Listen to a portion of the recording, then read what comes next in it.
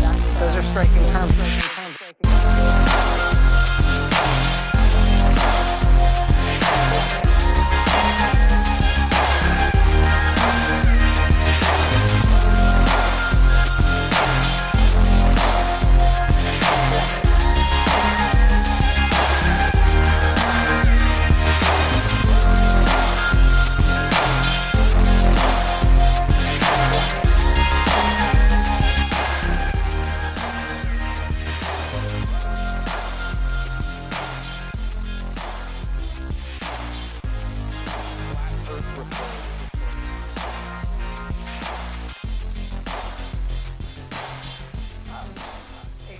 Okay, today is 4321. This is Countdown to Space Junk Armageddon.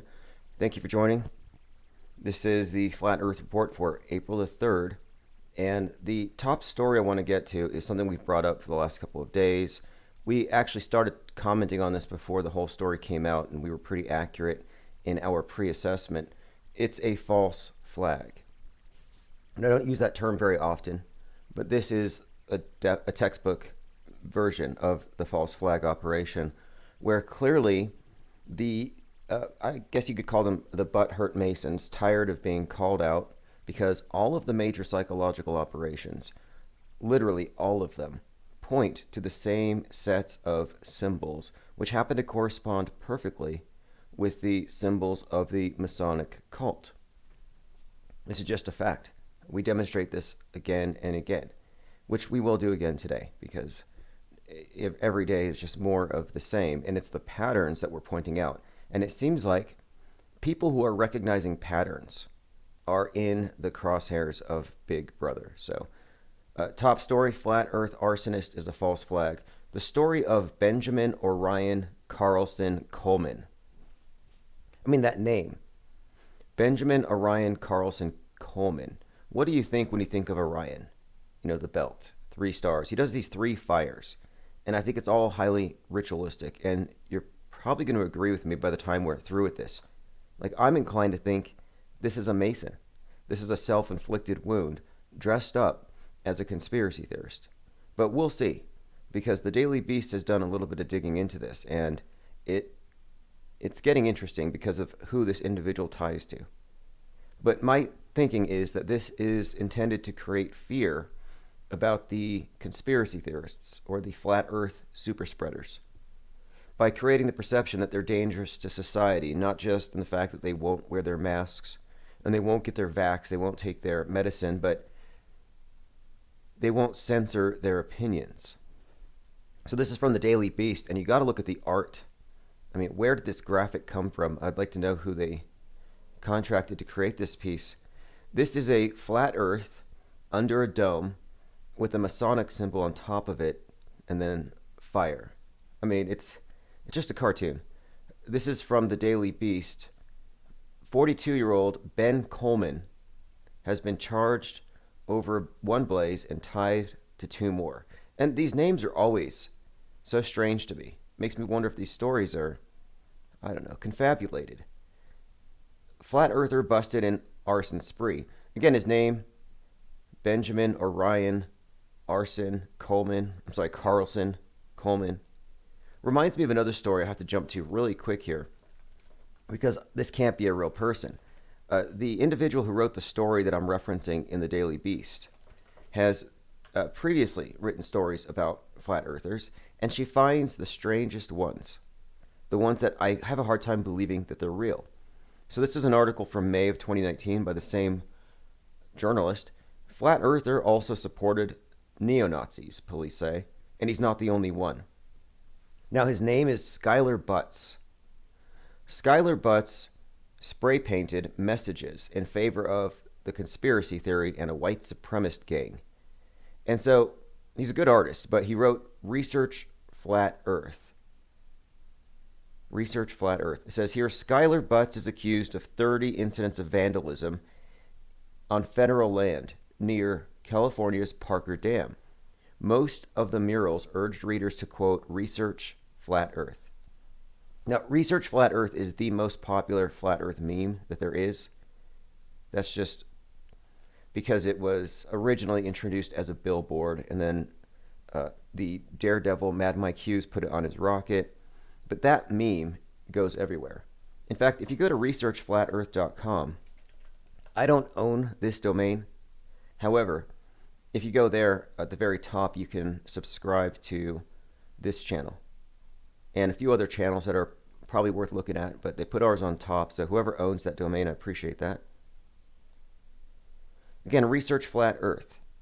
You can find an article from the New Yorker, May of 2018, talking about this very same thing, this Research Flat Earth meme, when it started out.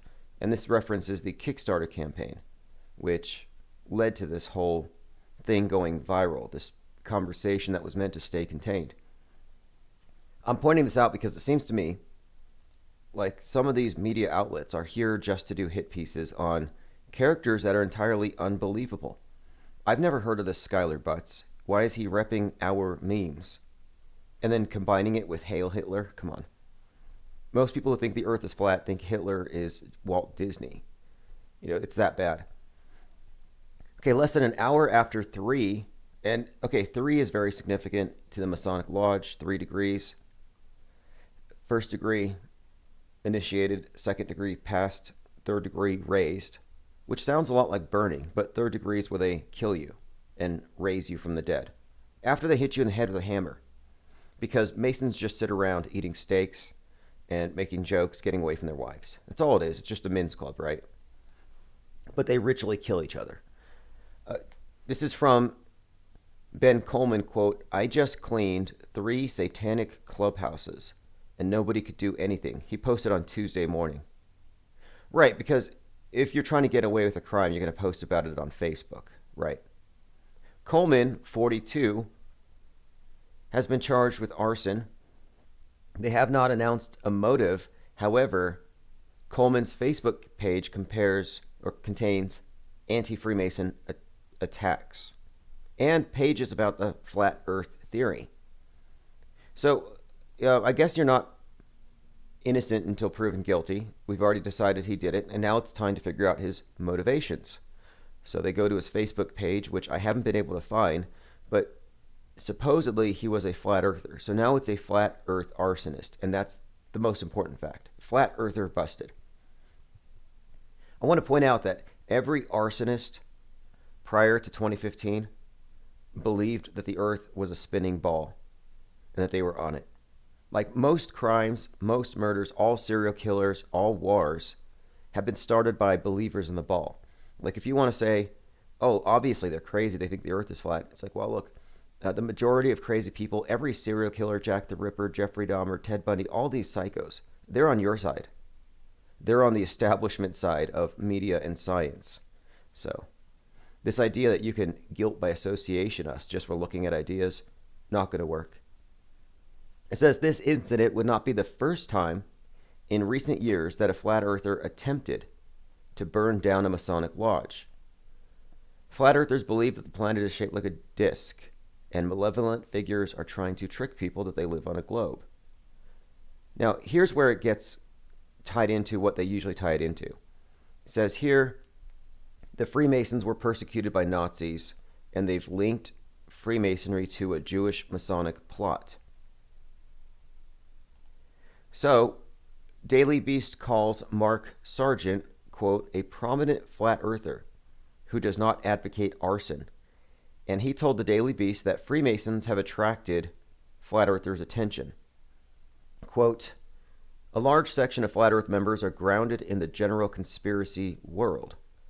I feel bad for the Masons because they are the most public of the secret societies. And that's Mark Sargent. Now let's get back to the fires. So Coleman bragged about setting these fires on his Facebook account, and it says his page included his attacks on Freemasons and had a post from a flat earth meme page that implied that a small fraternal organization controls the world's tech companies and that they want to harm people with vaccines. He's also friends with Mark Parhar, a Canadian flat earther.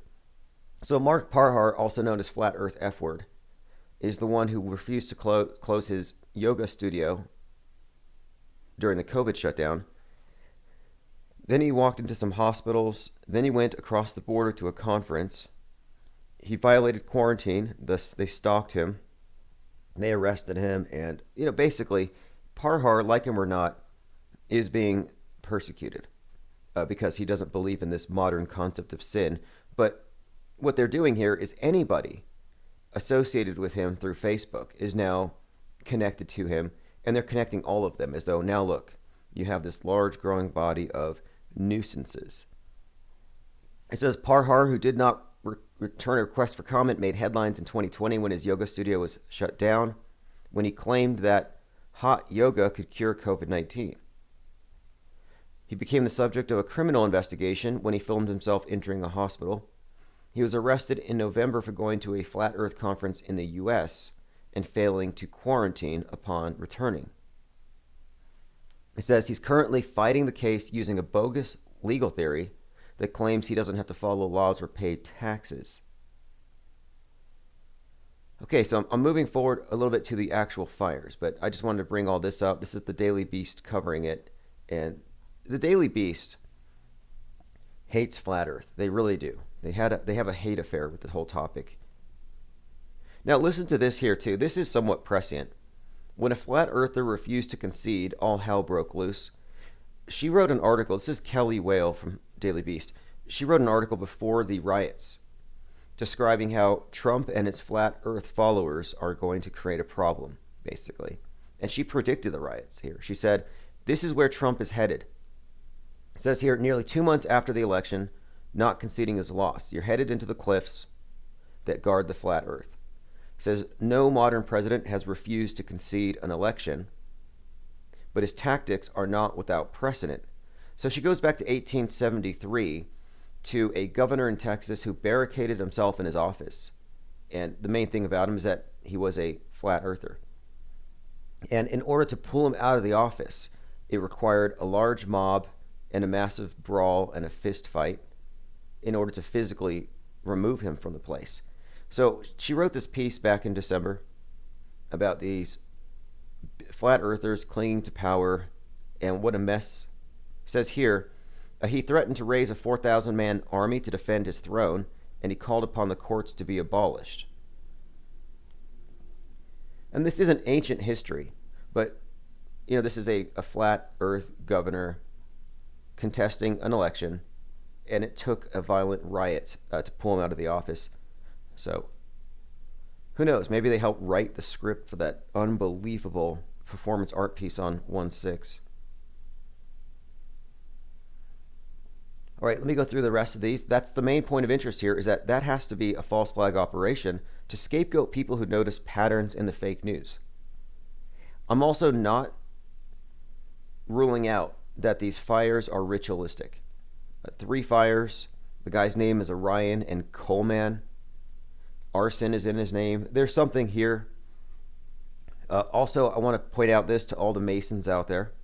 If you're mad about this association between your fraternity and world-controlling conspiracies, well, A, stop the conspiracies, or B, figure it out who's doing this and putting Masonic symbols all over all of this stuff.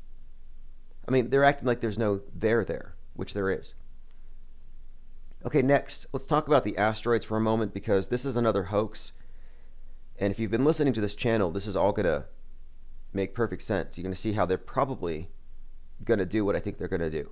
If you look at the title of today's live stream, I actually put here 4, 3, 2, 1, countdown to space junk Armageddon. So I pointed out that asteroids are a hoax to pre-program all of mankind with fear of the outer limits, fear of what's beyond our collective understanding, what our experts are claimed to be able to know. So I happen to believe that asteroids is just an updated version of icebergs, another nonsensical myth used to curtail the desire for outer exploration. Oh, you could go out there, uncharted waters, but you'll get hit by some random giant rock. Go out there into space. Private space travel, this is going to be Well, big rocks. I mean, asteroids are a very important component in the modern mind. It's part of like space junk too. These are all props. These are all props that more or less maintain the status quo. Like, oh, we can't escape without them because they have the ability to knock these rocks out of our path. It's really obvious now too, and you'll see as we go through these articles that the public accepts this and they're ramping it up. They're preparing us for something. The sky is going to fall. So it's noteworthy to me that Leonardo DiCaprio is in an iceberg movie, which you know, and an asteroid movie. So the Titanic 1997 and Don't Look Up, which just came out. So both of these disaster comedies use the same actor because it's an archetypal fear. So if you can just correlate the rocket like Starship going to Mars with the Titanic going to wherever. So they're going through the abyss. They're going through the area where now they're vulnerable and they're isolated. The Titanic gets hit by a big chunk of ice. There's some kind of an analogy here by using the same actor. So the association of the iceberg with Leonardo DiCaprio is now being applied. It's being transitioned to this Don't Look Up film. So Don't Look Up, Jennifer Lawrence, Leonardo DiCaprio, two low-level astronomers attempting via a media tour to warn mankind about an asteroid that will hit the Earth. Now, I call this whole thing NASA does with the constantly telling us that rocks are falling. I'm like, this is the Chicken Little story. And it really is. The sky is falling, global warming, asteroids. Even, I mean, look, these are all stories that are meant just to keep you, I believe, programmed into fearing what's beyond, what's out there, what's beyond your limits, beyond the parameters that have been set for you. So I've made this connection recently because there have been a number of high-profile stories involving objects falling from the sky. Space junk over Queensland, space junk over Seattle, plane parts landing on homes in ways reminiscent of movies about plane parts falling on homes. Stuff falling from the sky is the new COVID. There's a movie on NBC. It's a TV series called Debris.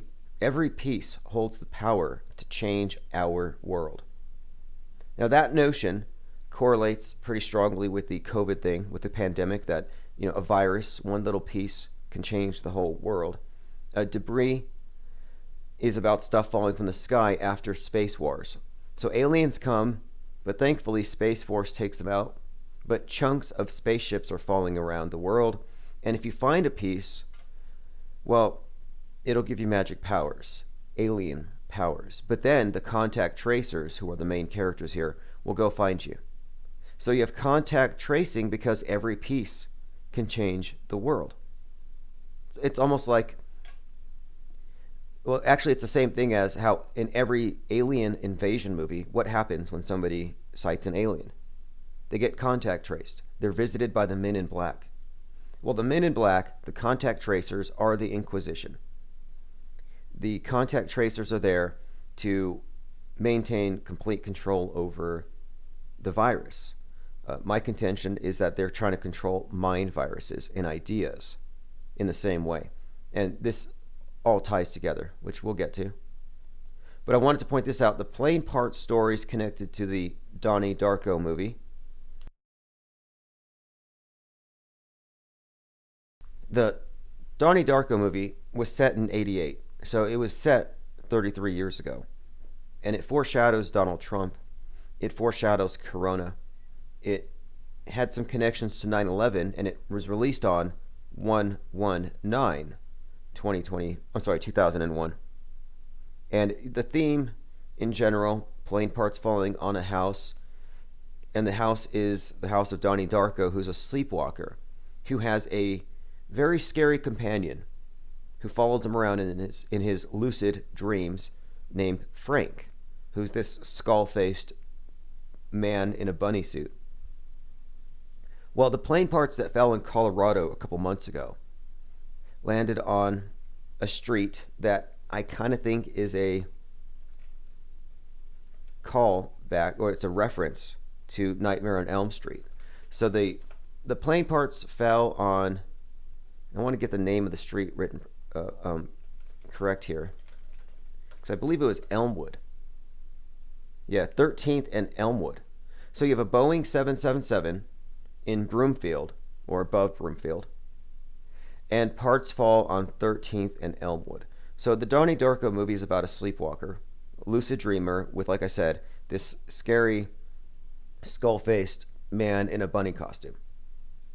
So Nightmare on Elm Street is about sleepwalkers with Freddy Krueger. The number 13 has everything to do with death and resurrection, which is the primary theme of Donnie Darko, and also time. Time and death, these concepts are all part of that movie. So I'm saying that these are not coincidences, and that they're tying that movie in with what I believe is the next 9/11 event. And there are intricate ways in which that movie ties into 9/11, what we call predictive programming. What I'm saying here is that the Donnie Darko movie has a lot of predictive programming, and this movie Debris, Don't Look Up, these are all part of the same agenda. And these aren't the only movies. Like I said, stuff falling from the sky is the new COVID. What's it for? Conditioning.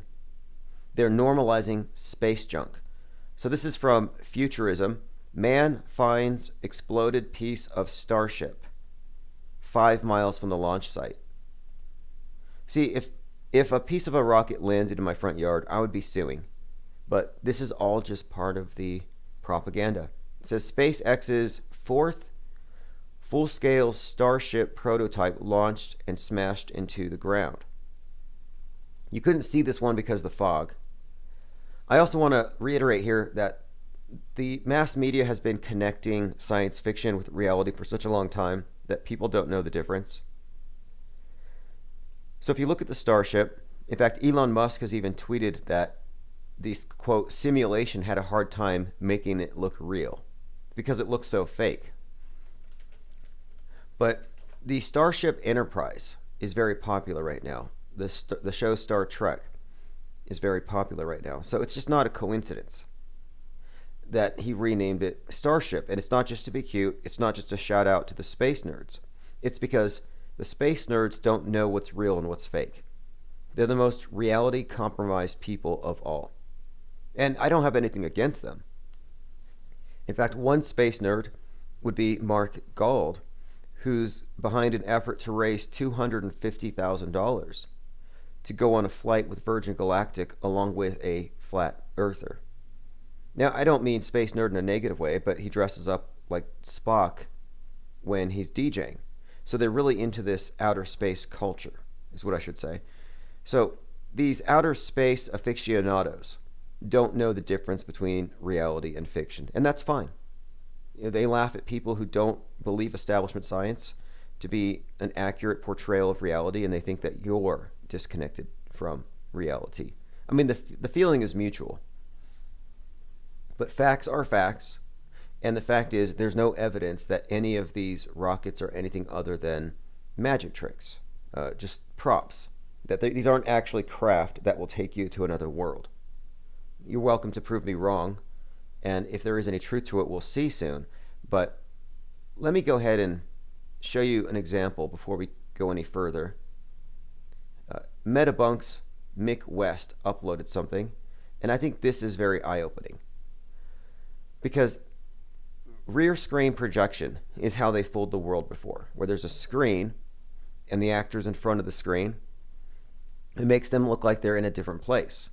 But at the base of the screen, you can usually see. There's just indicators.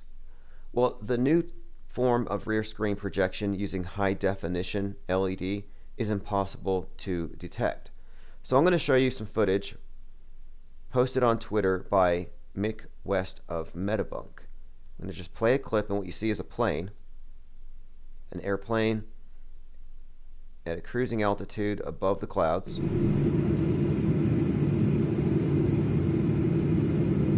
Now, after you watch the plane move for just a moment, the camera moves back and you see that he's recording a plane wing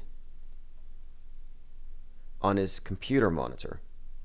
And he's recording it through a piece of glass.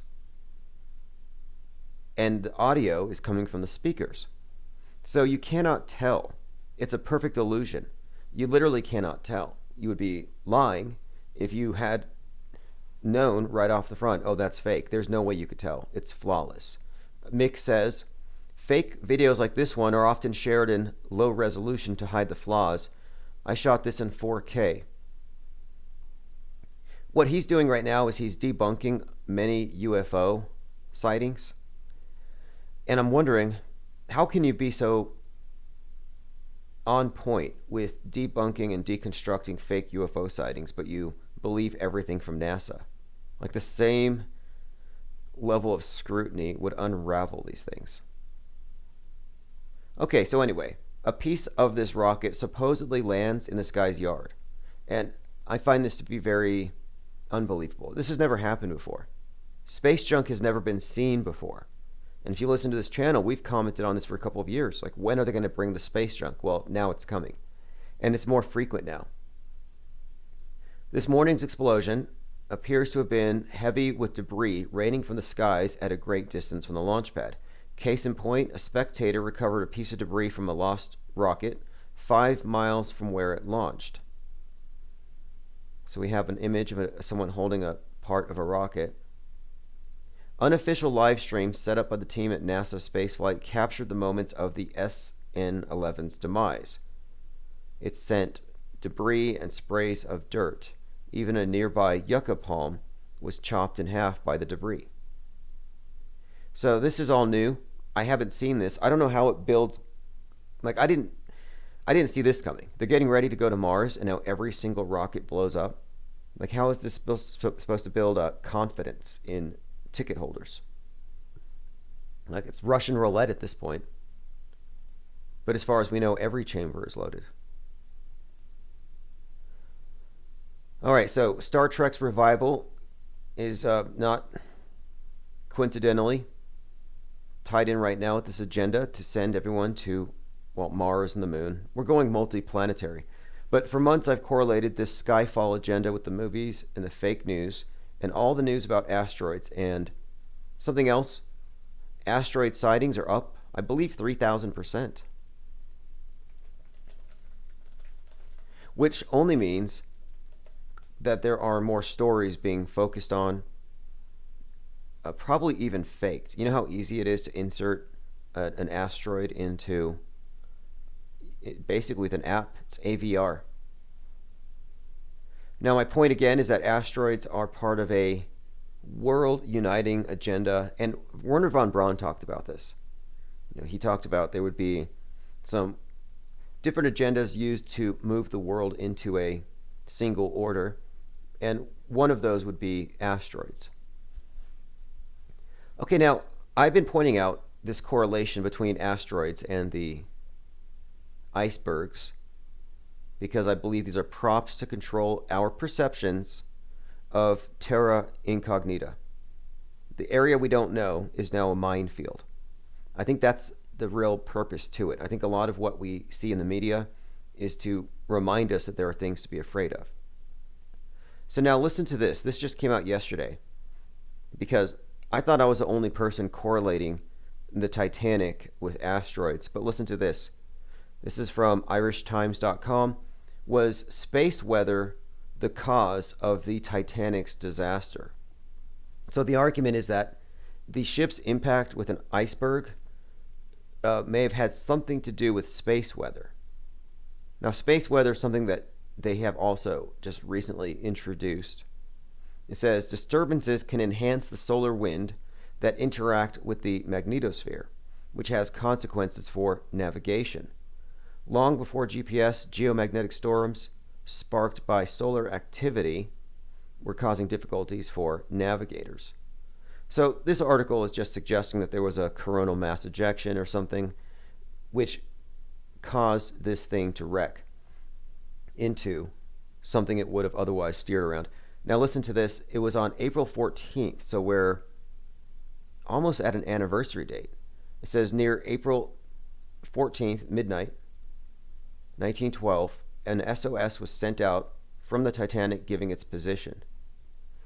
And it compares that position to where it finally ended up, suggesting that they made an error. And yeah, it was probably caused by space weather. I didn't want to read this, but this is gross space humor. This is really just bad. And I know Bill Nye must love this stuff. Neil deGrasse Tyson. I almost don't want to read these headlines. I don't want to read these headlines, to be honest, but I kind of have to, because I'm explaining what we're told is science is really just a horrible, bad joke. And we're constantly describing how much of it is symbolism. It's just fertility rites, it's astrotheology. I almost wish someone else could read this for me.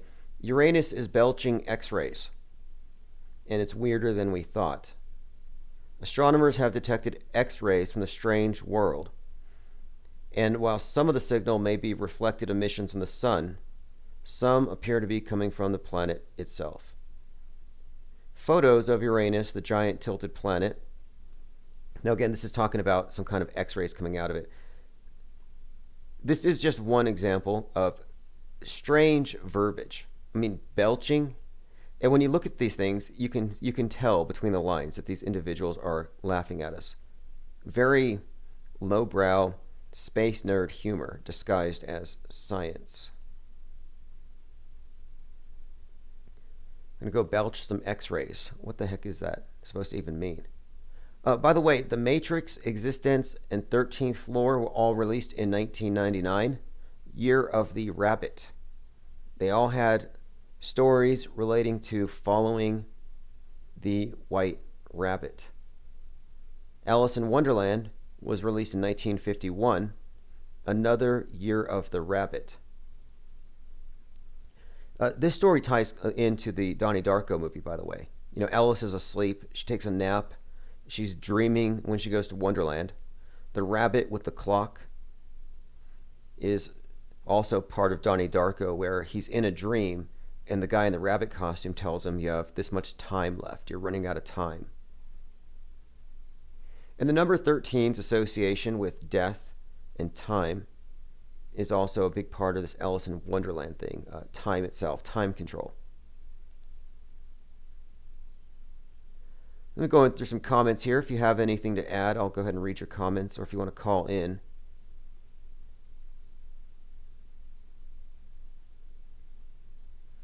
Someone says disturbances in the vacuum. Right, disturbances in the vacuum of space. I mean, I have a problem with that. I have a problem with the fact that there aren't clouds blocking out stars. Like, think about how if there's a dust storm, your horizon 3, 4, 5, 8 miles away, you can't really see it very clearly. Like, it'll blur the line. And that's not a lot of dust as far as how much mass it contains. It's spread out, but it's not a lot of dust. You're talking about 3 or 4 miles. But it's enough. It's enough to where it can block out objects. So I'm wondering, why isn't there any sort of blockages, occultation of stars and planets on a nightly basis, randomly, based on the position of clumps of dust aggregated from Earth to Mars? Millions of miles, there's got to be some debris out there, at least enough to block out 1 or 2 stars at a time, and it never happens.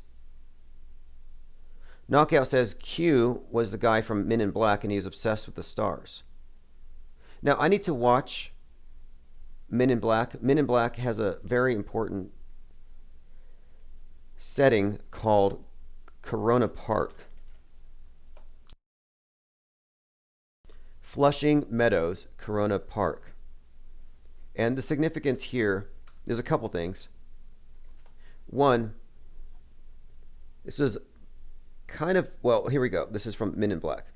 This is another example of what I was talking about, how the Men in Black idea of contact tracing has been connected to aliens for some time, and it correlates with the virus. Like, the alien invasion is treated the same way that a virus invasion is treated.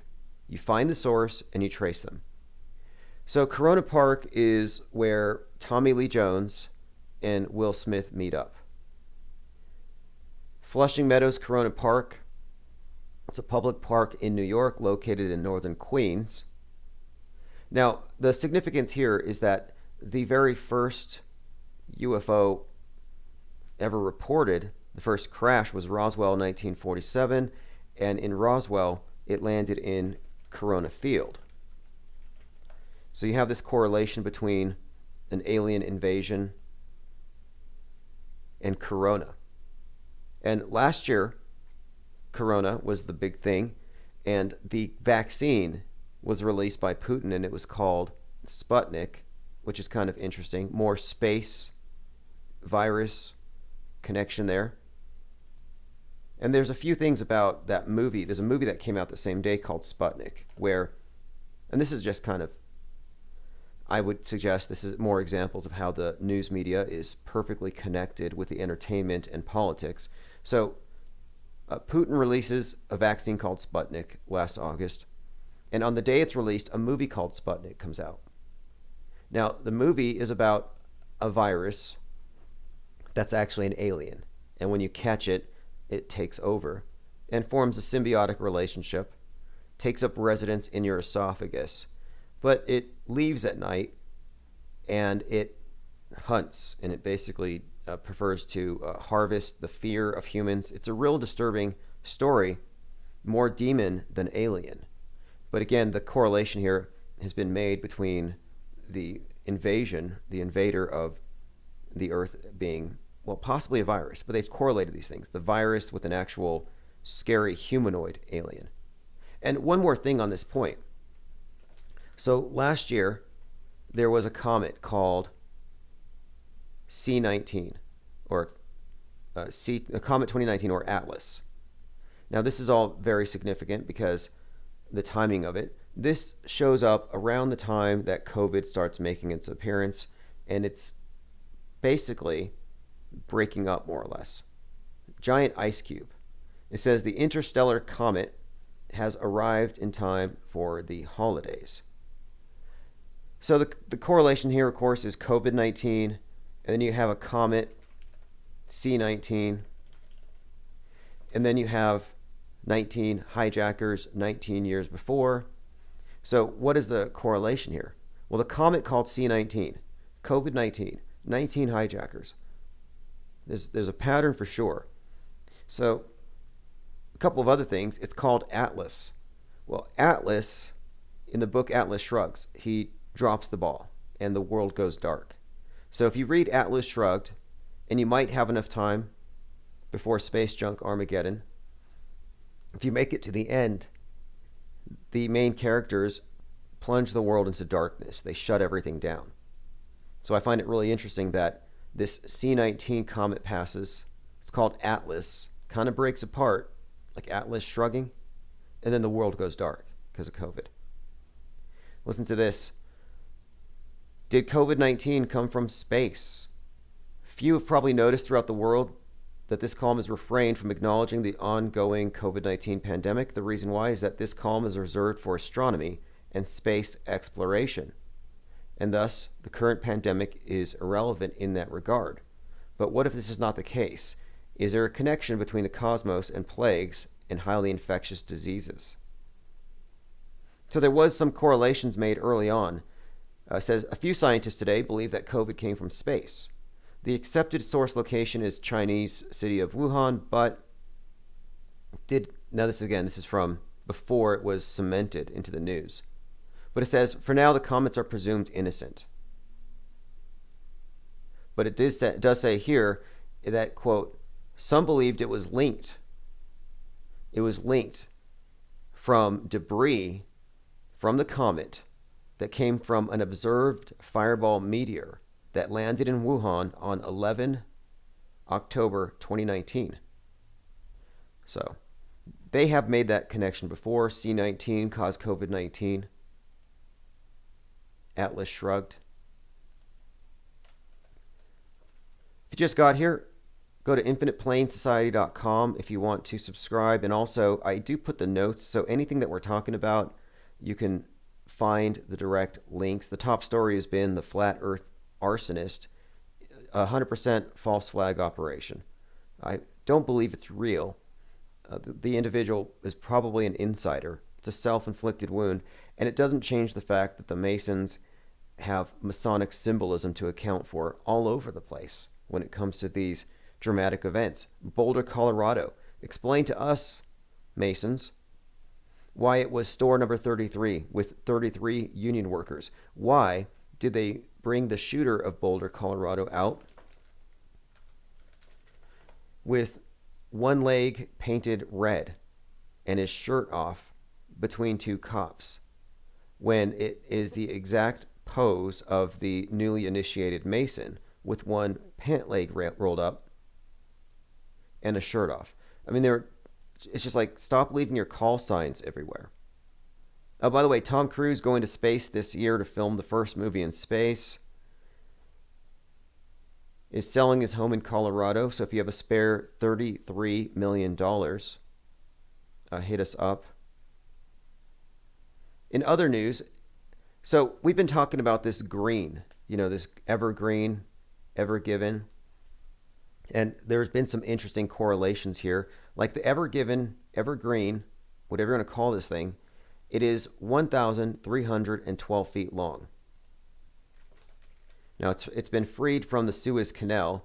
And someone else pointed out the interesting coincidence of Dr. Seuss being canceled and then the Suez Canal being blocked. Now, listen to this. The Ever Given is 1,312 feet long. If you remember last summer, if you search 1312, what do you see? You see graffiti 1312.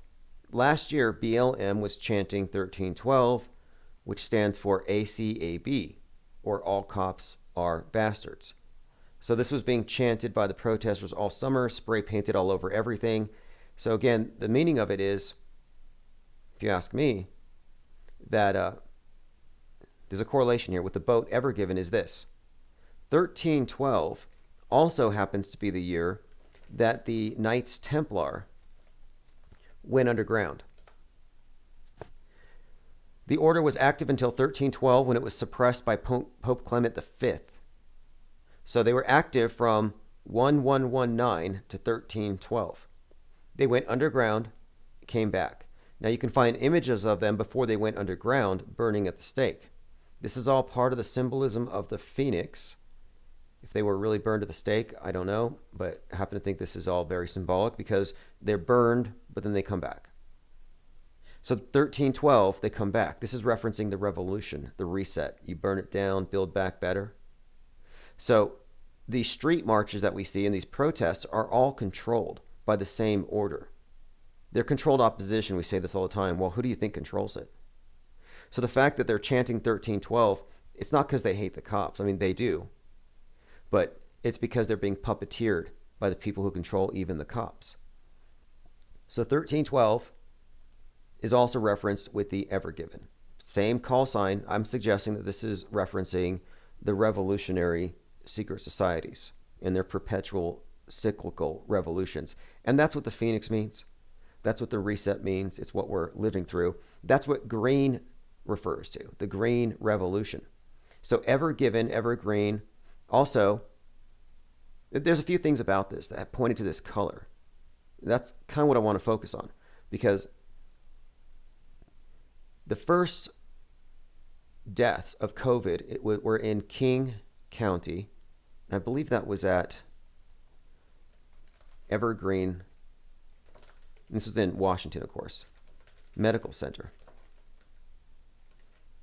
So many of these things tying together, and I'm putting my notes together here because I'm painting a picture here. Like, for example, we have an individual crashes into the White House, or tries to. He crashes into the Capitol yesterday, and his name was Noah Green. Nation of Islam character. You know, the blue pill politics version is he's a radical. He's doing this as some sort of a martyrdom attack or whatever. But I'm suggesting there's symbolism here. So his name is Noah Green. Well, the significance here to me would be Noah is the name of the guy who warns of the flood, symbolized in the Bible by the dove, because the dove goes to the ark to tell him you can go back to the land. So that's Noah. Now, if you look at NOAA, spelled NOAA, which is the National Oceanic and Atmospheric Administration, their logo is also the dove. But this is the group that works with NASA to tell us that the world is going to flood because of our, well, abuse of the environment, our wickedness, our sin, our carbon footprint. So NOAA refers to the flood. Well, global warming, as you know, is a hoax. It's all part of this eco-revolution, or the green revolution. The green revolution is a cover for communism. Everyone knows this. Watermelon Marxism. Green on the outside, red on the inside. Greta may not know. The low-level useful idiots may not know that it's all just a big power grab. It's the green revolution. So NOAA green, kind of interesting. Also interesting that yesterday they found a green rock on Mars. What's up with this weird-looking green rock on Mars? NASA's Perseverance rover is studying a strange rock. So they find a green rock. Lots of green in the metascript. And then I have to bring this up because this was something we saw last year. And this had to do with when the British Chancellor, his folder changed color live on TV. Now, you may remember this from last year. And here's the significance. So, on the news, in front of everybody, British Chancellor's folder was red, right? And then turns green when he passes a car. So, Sunak had just over a month to prepare the first budget for the job, and he has the corona outbreak, has this meeting, and viewers couldn't believe it when they saw the red folder turn green. What is the significance of it? What is the meaning of it? Because it quite literally changed colors on both sides. So it couldn't have been a reflection. It couldn't have been a camera angle. He couldn't have flipped it around from one side to the other. Now, here's something else too. The anchor woman covering the story talks about the green budget when it changes color. So this is just one of many examples of real-time media manipulation. Sky News viewers turned detective over magic color-changing folder. Rishi Sunak's first budget folder switched colors. So he's going on Downing Street, right in front of the cameras, and it switches colors. Now, there's a couple of other things about it, but the red to green, very significant. It's also, I have to point this out with the Mars thing. Well, Mars is the red planet, but what do they want to do with the red planet? They want to turn the red planet green. They want to green Mars. Now, here's the thing. It was a 33 billion euro plan. When he comes out with his magic suitcase, they're talking about a plan that involves 33. Again, 33 billion euros. Not a coincidence. The number 33 has to do with order out of chaos. That's the motto of the 33rd degree, and it's the reset formula. You create the chaos, you bring about the order. New UK economic plans, 33 billion euros to save jobs. Again, this is all the eco-revolution. Speaking of the Capitol crash, I didn't spend too much time on it, but we do have a couple of witnesses that show that there's no blood, and the body is clearly some type of a dangling dummy. Totally staged. The arms and the legs are dangling off the stretcher. Suspect was shot. Here's a clip from Fox News where obviously this is a staged operation. A commenter here says, with my 12 years of experience as a paramedic and a registered nurse, and I see this a lot, the paramedics and RNs see through this stuff before anybody. That's not how you do CPR. It looks rubber.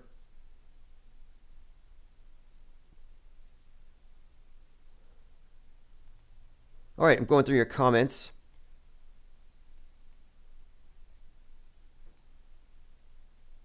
A comment says, do you take Skype calls? Yes, I do take Skype calls. If you want to call in via Skype, I will put a link in the chat.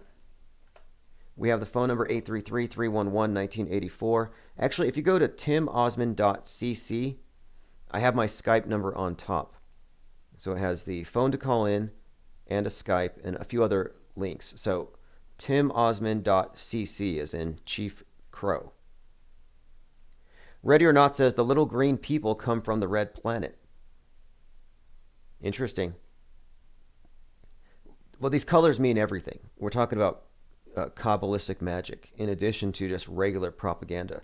The symbolism is quite literally everything, and it's very consistent.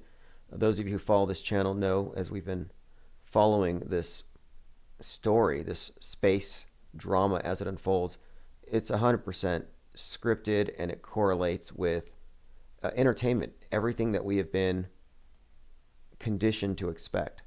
And one of the reasons why I put 4, 3, 2, 1 countdown to space junk Armageddon is that just based on the previous few years, I think we can tell what's about to happen.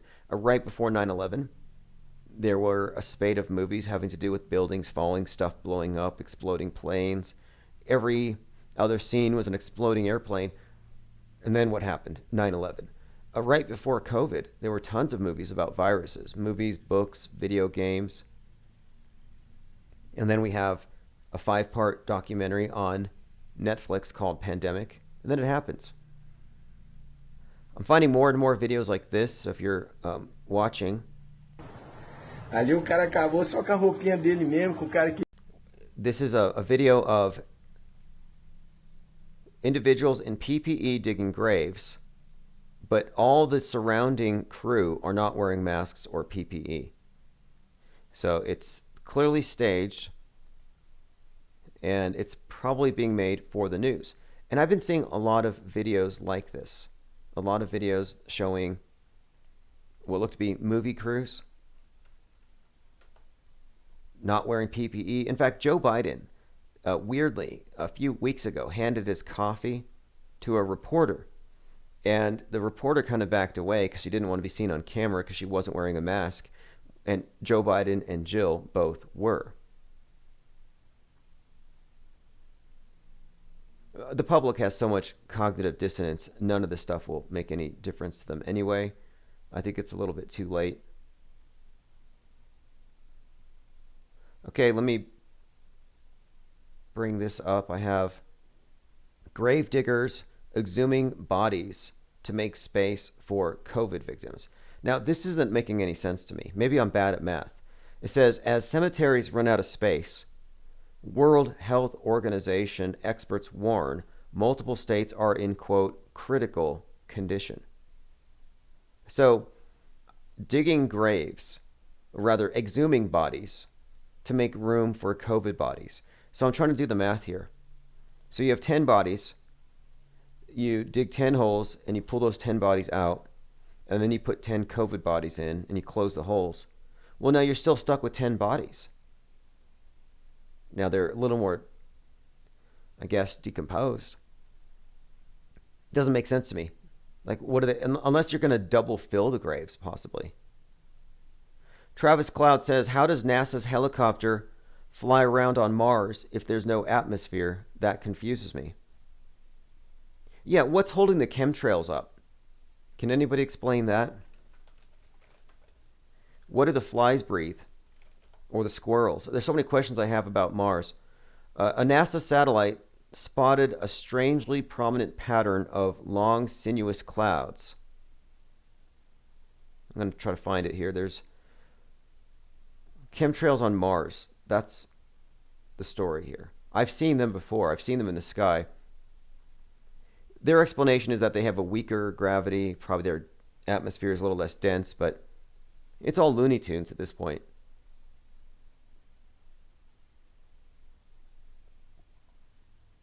Helicopters on Mars, though. I was actually listening to Michio Kaku talking about this. And he's got a new book coming out, by the way, about his 1-inch equation. Fascinating stuff. But it's because the rover is so much more limited compared to what a helicopter can do. And Boston Dynamics was talked about in this conversation, how they can use robot dogs and helicopters to do things that we can't do. Which makes me wonder, it's like, well, They can put off human exploration for a few more years. And by that time, the CGI will be so good, people are going to think that we're terraforming Mars with robots. N. Welsh 84 says, wouldn't there be mandatory cremation for the diseased? Interesting point there. Early on in the COVID outbreak, they were claiming that Iran was doing mass burnings and China was because they couldn't bury them fast enough. All lies, all fake. The idea that the skies are turning black because the crematoriums are overworked, all lies. Crematories use afterburners, so there is no black smoke. But the idea that you would burn them, no, not at all. In fact, this is something too. I called this out, and the WHO must be listening to this channel. I was a licensed embalmer and decedent transporter for a few years, and one of the things that I had to study, of course, was the transmission of diseases. I did the same thing in the Army. I was NBC, nuclear biochemical, and we were taught about this stuff, and everything that I'm seeing today is wrong. The decontamination procedures are wrong. The way that people go into stores and out of stores, it's not how you would really do it. It's all wrong. But the idea that you could catch a disease from a body, well, this is from a WHO site. It says, one of the issues raised by H1N1 has been the management of bodies of people who have died during epidemics. And so they have these guidelines. And it says, HIV remains active in dead bodies kept at 2 degrees Celsius for 6 to 15 days. Influenza remains in the environment for only 1 day. Therefore, if the necessary basic hygiene and biosecurity measures are taken, dead bodies will not transmit diseases, even when the cause of death is related to infectious disease. So this is a non-issue.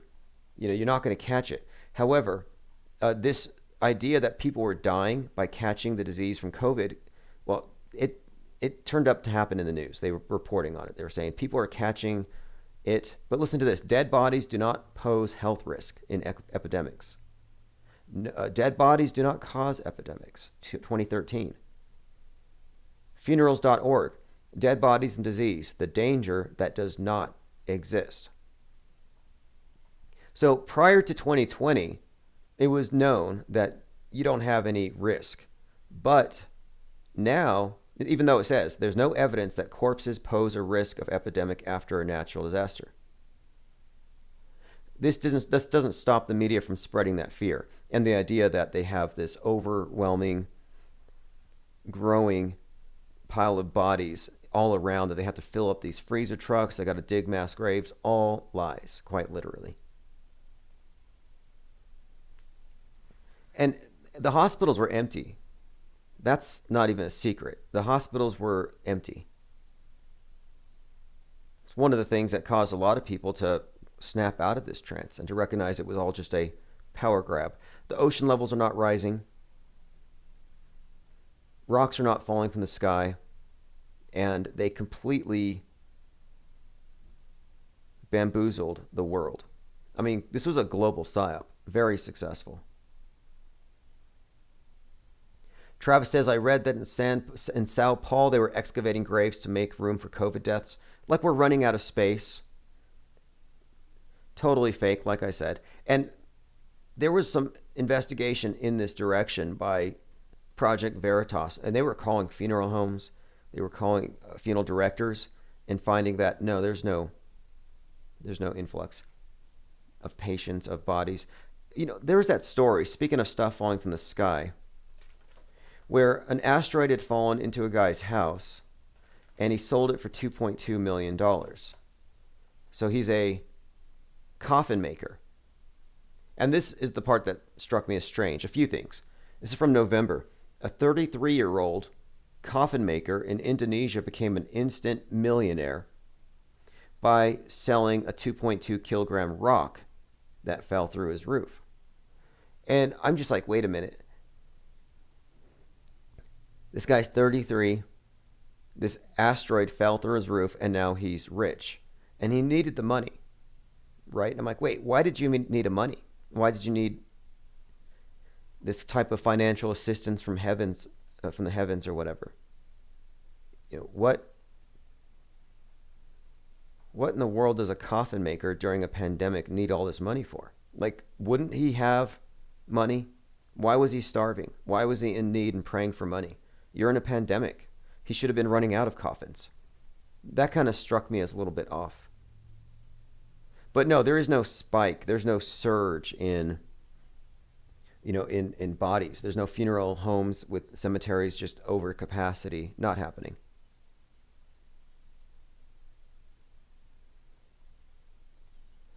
So the Skype number, if you want to call in, I have a couple of different numbers, but let me give you the Skype.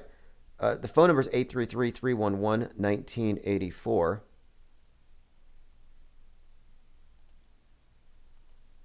And I'm not really a huge fan of Skype, but I realize that some people just aren't able to call in just because of its cost prohibitive. So I'm going to put the link in the chat. There's my username.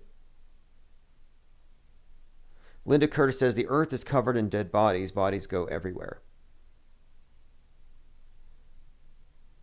No, the world's overpopulated. That's what we're supposed to believe. There's no more room. We're running out of space. Breathe less if you can avoid it. Don't inhale. Or inhale half as much. I mean, that's kind of how they're conditioning us. It really doesn't make sense to me that we have the vastness of space and we're still dropping junk from the space station on Earth. Did you see that? A 2.9 ton piece of space junk the size of an SUV dropped from the space station on March 11th. It could kill a whale. It could kill a village. I mean, it's the size of a truck. And they had to drop it into the ocean. I'm like, why couldn't you have just nudged it up? Instead of down towards the ball, up towards the vast emptiness of space. You could have dropped it into a black hole. And what if you miss? What's it going to do? You have an infinitely deep, bottomless trash can.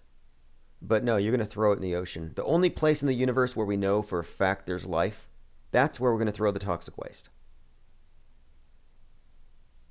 Dog Lore says, globalist ideologies don't work on the flat earth. That's the brutal truth. That's true. I mean, you can't scare people about global warming if they don't believe there's a globe. The globe is actually a key element to everything else, even though you don't think about it every day, the shape of the world. The meaning of it is that if they can restrict the amount of land, they've put you onto a game board. This is Westworld. This is the Hunger Games. The Hunger Games is the world that they control, the paradigm. And you can see it in their movies. Westworld and Hunger Games in particular have these constant scenes where the elite are gathered around a circle. And that circle represents our world that they control.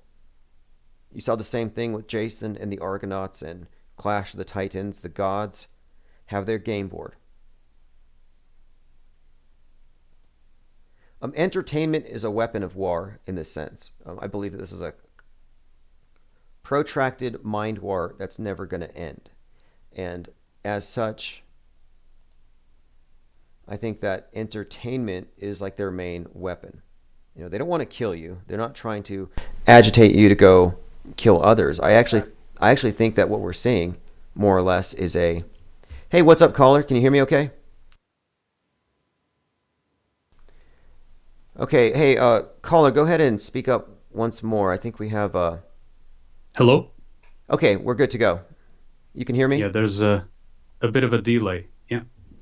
If there's a bit of a delay, listen on Skype and then just mute your YouTube channel or something. That should fix it. Yeah. All right, cool. So what topic are you calling about? Well, I was trying to call since you were mentioning that Masonic thing and everything related to it. And you were talking about the correlations in language.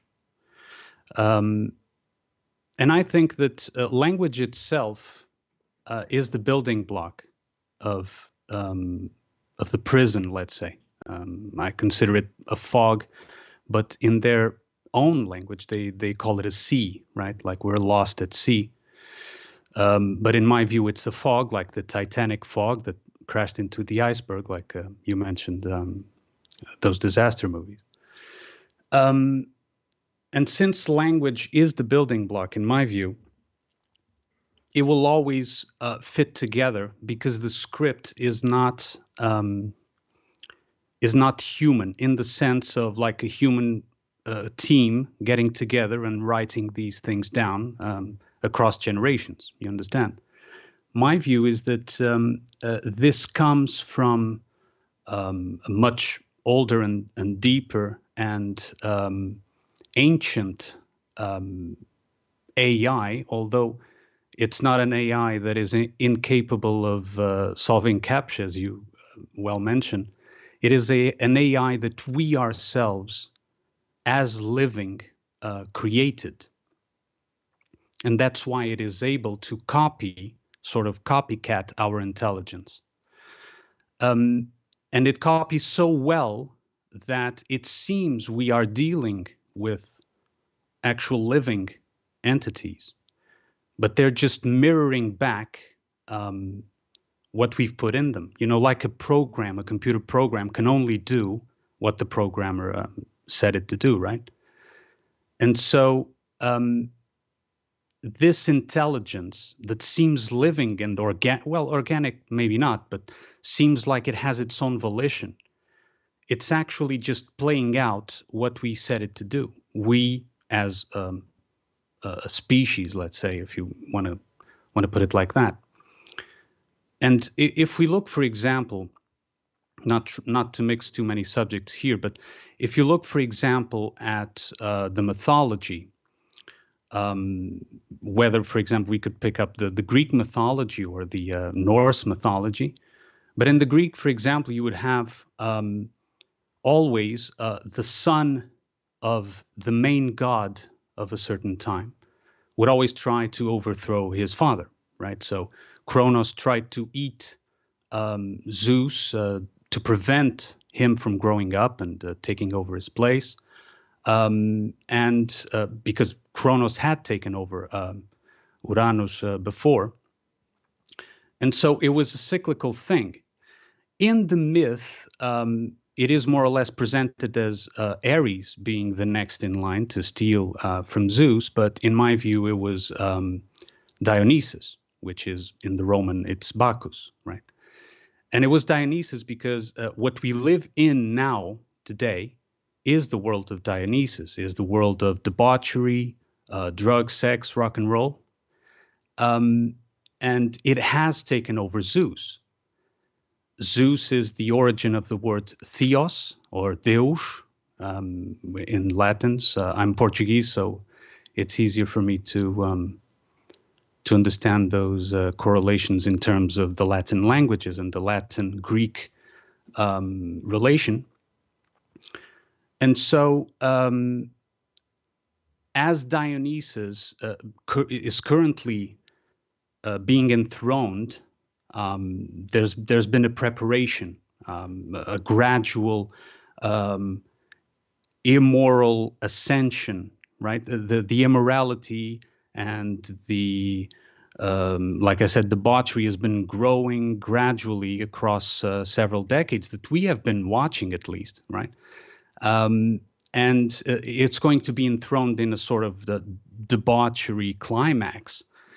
And we see this gradually being implemented by the script itself. But this is, I think, and this is my opinion, which is only worth as that, I don't think that this script is something that is passed on from human generation to human generation, but it's something that has been set sometime in the past. And these people, we can call them Masons or whatever, it doesn't matter. These people are only sort of caretakers for the script. They don't invent anything. They just, implement what is, they can read the script, what is set there to happen next, but they can only implement and make sure that it goes smoothly, or as smooth as it can be.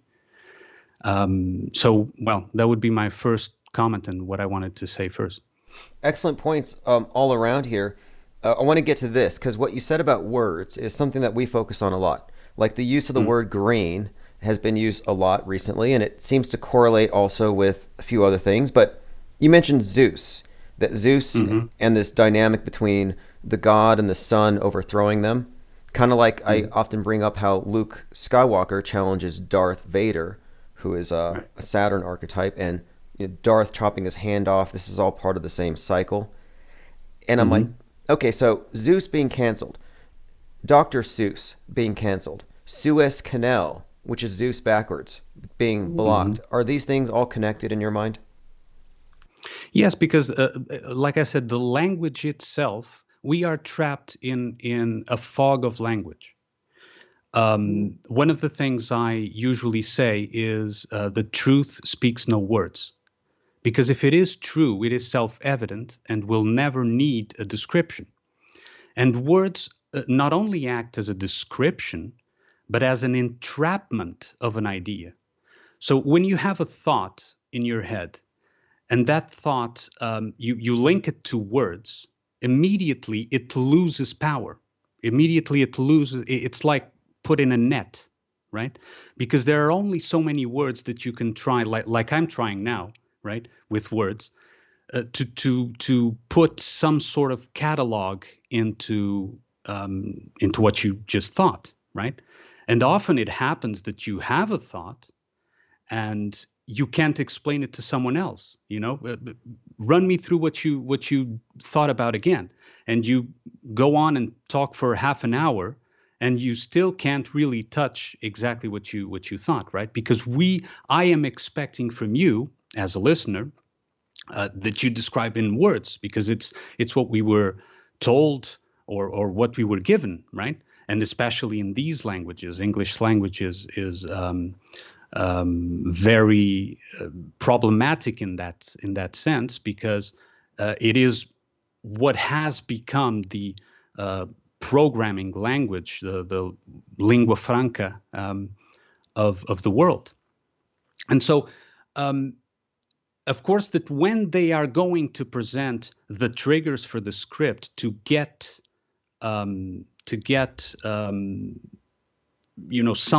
something going on, another stage or whatever it is, deep inside our minds, because our minds also have this AI embedded into it. We're sort of they sort of have this, or attempt to have this, parasitic attachment to us as living entities. When they try to do that, they do it through words.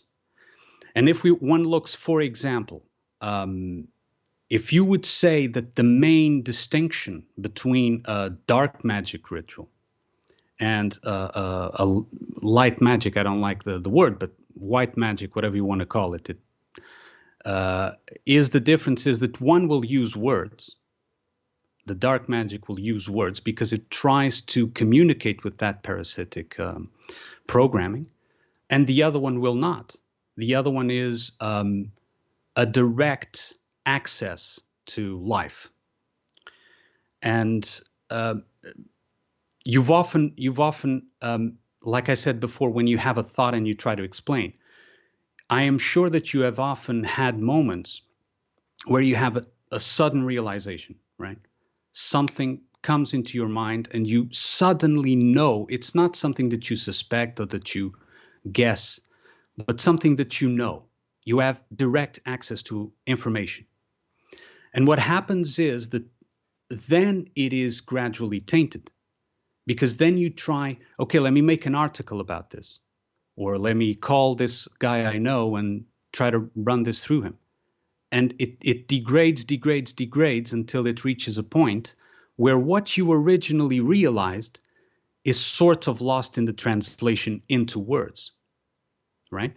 And so they use that as well, but in reverse.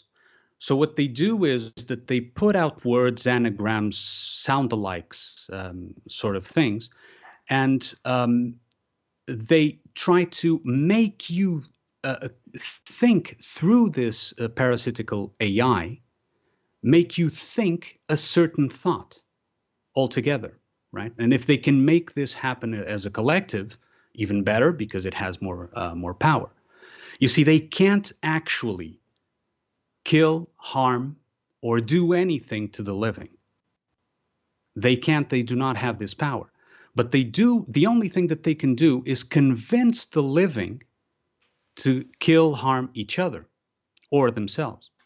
You understand? And it is through this language is essential to do this. And it is not by chance that these were the same people. The priests, whether it's on one hand or, on one civilization or another, it doesn't matter, or one society type or another, the priests were always the literate. They were always the ones who knew how to read. Even clergy, the word clergy comes from knowing how to read. So these priests will always try to make people read things this way or that way, or to learn language this way or that way, or even change language, so that this spell casting sort of thing is made possible. Yes, 100%. The scribes are the writers of the metascript. And I see the media as the distorters, the ones who take the truth and they use words and symbols and storytelling and narrative to put the believers, the ones who listen to it and trust it, into a simulation. And I think the masses are in a delusion. And you used you said language is a prison earlier. And I think that describes it perfectly. I often point to the movie The Truman Show, how the Truman is actually a false man because he believes all the lies from the people around him who are being false. But once he starts ignoring the lies and following what he can see to be self-evident, then he becomes a true man and he escapes. But the words are what held him in. It wasn't bars. They weren't physically confining him. It was all in his head. And so I do believe that we have been given a program, a language designed to keep us all collectively entranced. And we see it in the symbols. We see it in words that phonetically resemble each other. So we might be talking about a ball game or a ball player, but it may have other connotations symbolically. Like I often point out how the Super Bowl is usually a ritual extravaganza, and we watch it for that reason. Well, it takes place on a major holiday, Imbolc. It's a pagan holiday honoring the sun. And when you look at the ball game, the word ball has a phonetic resemblance to the main earth god Baal, which is where we get obelisk. So, I think we're in a language-based prison, and we're constantly repeating the incantations that keep us reasserting the thing in our own minds as though it's real. And I think more now than ever, we live in a world of people who are more or less in a cult. There's really no other way to describe it. I think the TV and the hyper-mediated reality is far more immersive than any kind of biblical worldview because it's so visual. Yeah. Yes, it is. The fog has a tendency, and this is cyclical, because in the same way that now mythologically Dionysus is being enthroned to overthrow and to replace Zeus, in the way these cycles go, it's sort of like the fog shrinks, so the world sort of becomes smaller. Okay, the world in the sense of perceived reality becomes smaller, but more condensed. So it's like using the metaphor of the fog. So the fog could be sort of spread out and thinner fog, but then it starts to condense into a mass in the center. So it shrinks into a more massive cloud, a more dense cloud. And it is what is happening to the world since, I would say, since 2001. Because I think that 2001 was when the internet was ready for what came next, which was the initial step, I think, that triggered the whole thing, 9/11. And it was necessary to have a good cloud. Now, even using the metaphor of the fog that I was just using, with capability of sharing video, of sharing audio in quality enough so that people could send to each other, like, oh, look at this footage from 9/11, or look at this documentary about 9/11, or whatever, and etc. And so also the fact that they needed the internet is because, and this is my opinion, and I think something that you would also, I would like to hear your take on it, is that one of the major reasons that they did that is because it was necessary to try to recruit us, try to recruit the living. And I say this in the same manner, using movie symbology, that you were talking about Darth Vader. In Empire Strikes Back, the Emperor clearly says to Darth Vader, let's kill Luke. And Darth Vader tells him, no, it would be much better. He's ready. He's very powerful. It would be much better if we could make him join our cause, if we could convince him to join the dark side. And so the Emperor agrees, and they set up that whole hostage situation with Luke being sent to the Emperor's room in the Return of the Jedi, where the Emperor is trying to make the Emperor, and with the assistance of Darth Vader, is trying to make him react, is throwing in his face all the things he's done. He's making him mad. He's making him go into the angry mode, right? So he's trying to trigger him. And so as he does this, he's trying to recruit him, in fact. What the Emperor is trying to do is he's trying to make Luke like him. He's trying to make Luke the new Emperor. And Luke is us, right? In the sense of us, a living light being, if you like. Luke means light. Lucius.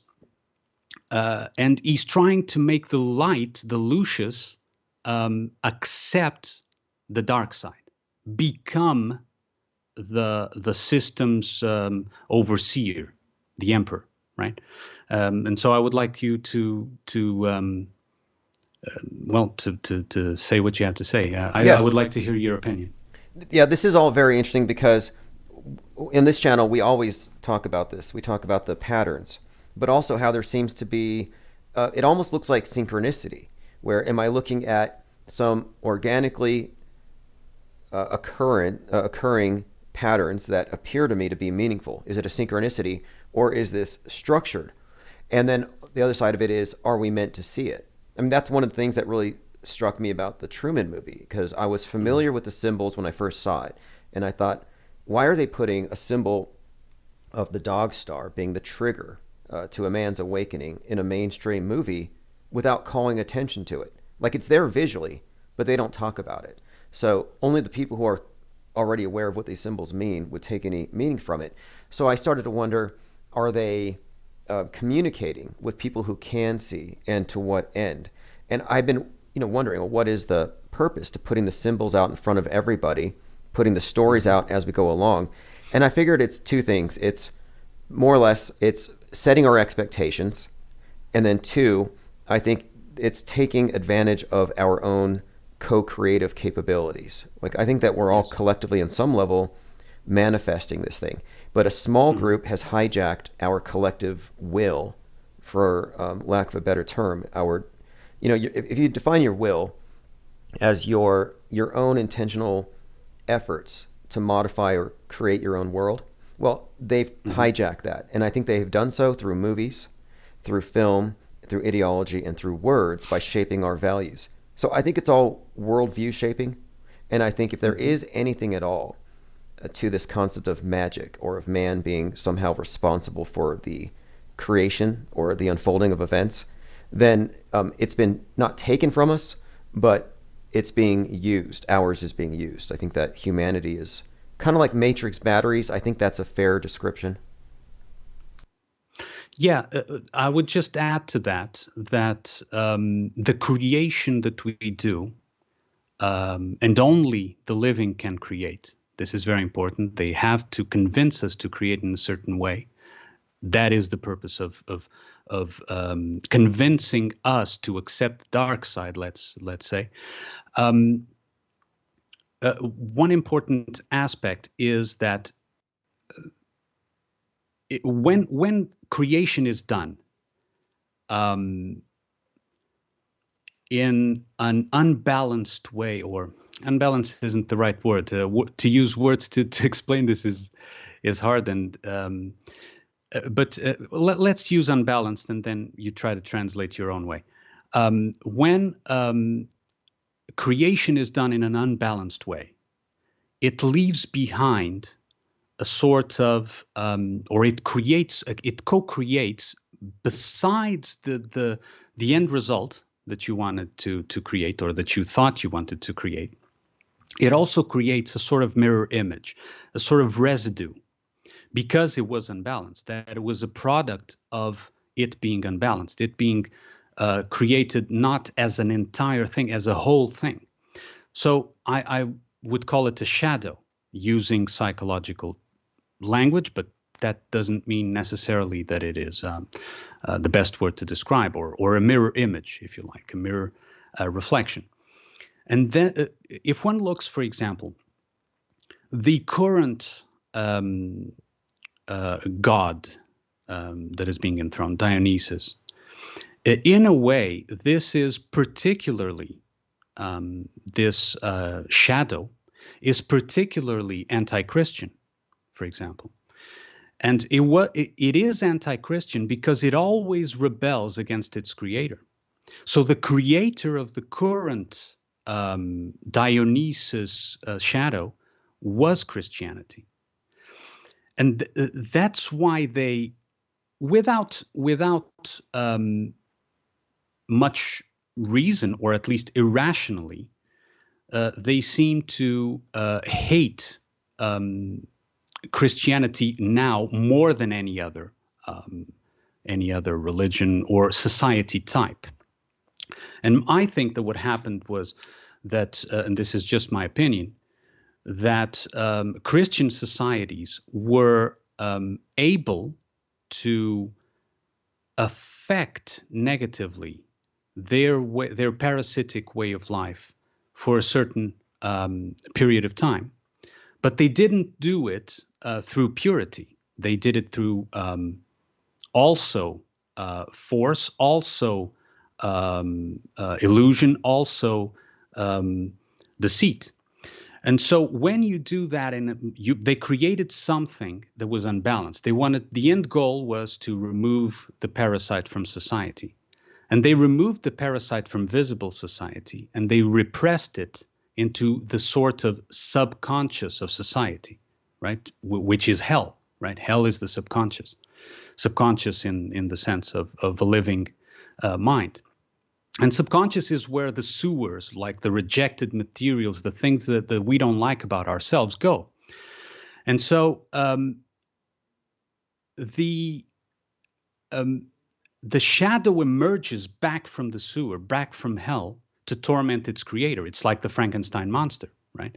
Dr. Frankenstein created this monster, rejected it, and the monster makes it his sole purpose in life to haunt Dr. Frankenstein, to kill everything he loves, everyone he loves, to destroy everything, until finally he gives in. And he sees him humiliated, defeated, actually in the North Pole. That's where the novel ends, but that's beside the point. So in my view, for example, this current God shadow thing, I identify it as mythical Dionysus, but it is just a name. It doesn't matter. It stems from Christianity, and that's why it hates Christianity, right? And if we look at it that way, we can identify where certain egregores, if you like, were created by seeing what they hate. And so they always will hate their creator. You understand? So this is what I would add to what you said. Okay, so right now we're talking about this new age, the enthronement of Dionysus, and the concept of a new age. It has this astrological component. People are talking, you have the precession of the equinoxes, but in the New Age movement, they also talk about, for example, the age of Horus, or that's how the Thelemites would describe it. That the previous deity Osiris, the crucified and dying, resurrecting Savior, is being replaced by Horus, who's associated with Mars, but that Horus is like a child. And this is how they describe him, that he's an androgen, a child, and that he's rebelling against the ways of the old. So I find it interesting today that we have these youth revolutions, led by like Greta Thunberg, which is a world revolution. Even David Hogg representing the youth with that wing of it. But it seems like what we have here is the youth are basically saying we can do away with the old, we can kill the old gods. And that's kind of the stage as it's been set, I think. What kind of hating the old, hating the old in particular? That's a big part of it. It's burning down the old to build back up, and that's why I think we're constantly inundated with the symbol of the phoenix and the phrase reset. And someone pointed out to me recently that if you look at the WEF, the World Economic Forum, they have a statue of Lord Shiva, just like CERN does. And what both CERN and WEF have in common is the 666 in their logos, which to me means world governance or global control. But this Lord Shiva is one of these deities that relates to destruction but also creation. So I think that you're right on target here, that they're enthroning a new god. They're getting rid of the old. What kind of character do you think this new age will take? Well, if we would be correct to assume, because in the Greek mythos, the next usually pointed to be the next in line to overthrow Zeus would be Ares, so the god of war. But that to me doesn't make sense, at least not in relation to the described characteristics of these mythological pantheons. So to me, it seems that it is a Dionysus, or Bacchus for Romans, a Dionysian quality. So the funny thing about, and you were talking about going back to the first subject with the burning down of Masonic temples. The funny thing is that Dionysus was born from a human mother that was impregnated by Zeus. But she wanted to see, the myth says that she wanted to see, she was Semele, her name. She wanted to see Zeus in his true form. And so she said, Zeus, show me your true form. And Zeus warned her that this wouldn't be a good idea. But she insisted, so he went ahead and showed her his true form. And she was burned to death by just seeing his true form. So she was completely consumed and gave birth to Dionysus. And so this, again, this repetition of the concept of burning down to give birth to the new, right? In this case, it was burning down the woman that gave birth. But if we understand that their concept as a shadow of giving birth is much different from ours, then it would make sense. Because their concept of giving birth is a concept of, I'll use this word, I think you'll understand it. It's sort of an unholy creation, because it is the creation of a shadow. It is the creation of a reflection, not a creation of a life itself, right? So since they need, they can only reproduce in this manner. They can't actually have organic life. So they can only reproduce like a parasite would from one host to the next. They use this symbology to convince us through religions in a way, yes, and we're living a time of a different type of religion. But if people were to look back on this civilization, I don't know, let's say 500 years from now, they would say this was the religion of these times, right? So it is when it is said in their mythological terms, a birth, whether they call it a virgin birth or not, that doesn't matter. But when they say a birth, it is a creation that is not organic. It is a spell that kills. It has to consume something else, some other life, to be to come forward, to come to the fore. It demands a sacrifice of actual life. You understand? Like possession in a way, or Exactly. Yes. okay. So this New Age concept, when we get into the origins of NASA, you find these interesting characters. Like at the parsonage, Jack Parsons, L. Ron Hubbard, and a number of other science fiction writers and occultists got together, and they believed that they were going to bring about the New Age by incarnating the spirit of the Antichrist. But it wasn't as they described it, and the actress that participated in this, Marjorie Cameron, said she wasn't giving birth to a physical baby, but that they were birthing the spirit that would envelop the times going forward, the zeitgeist, more or less, and that people would then embody that by choice. And it kind of looks like they succeeded. What do you think? Yes, exactly.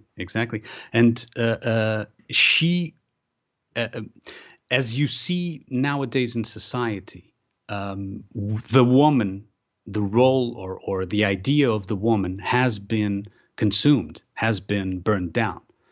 You can no longer, if you're going into what the mainstream media says, I'm not talking about your neighbors, because to be honest, I don't see it directly in front of me, but that's not where they want, where they communicate. They don't communicate in your neighborhood. They communicate through the media. And so if we look at the media, movies, etc., news, supposed news, and so on, you see that the woman is no longer recognizable as such.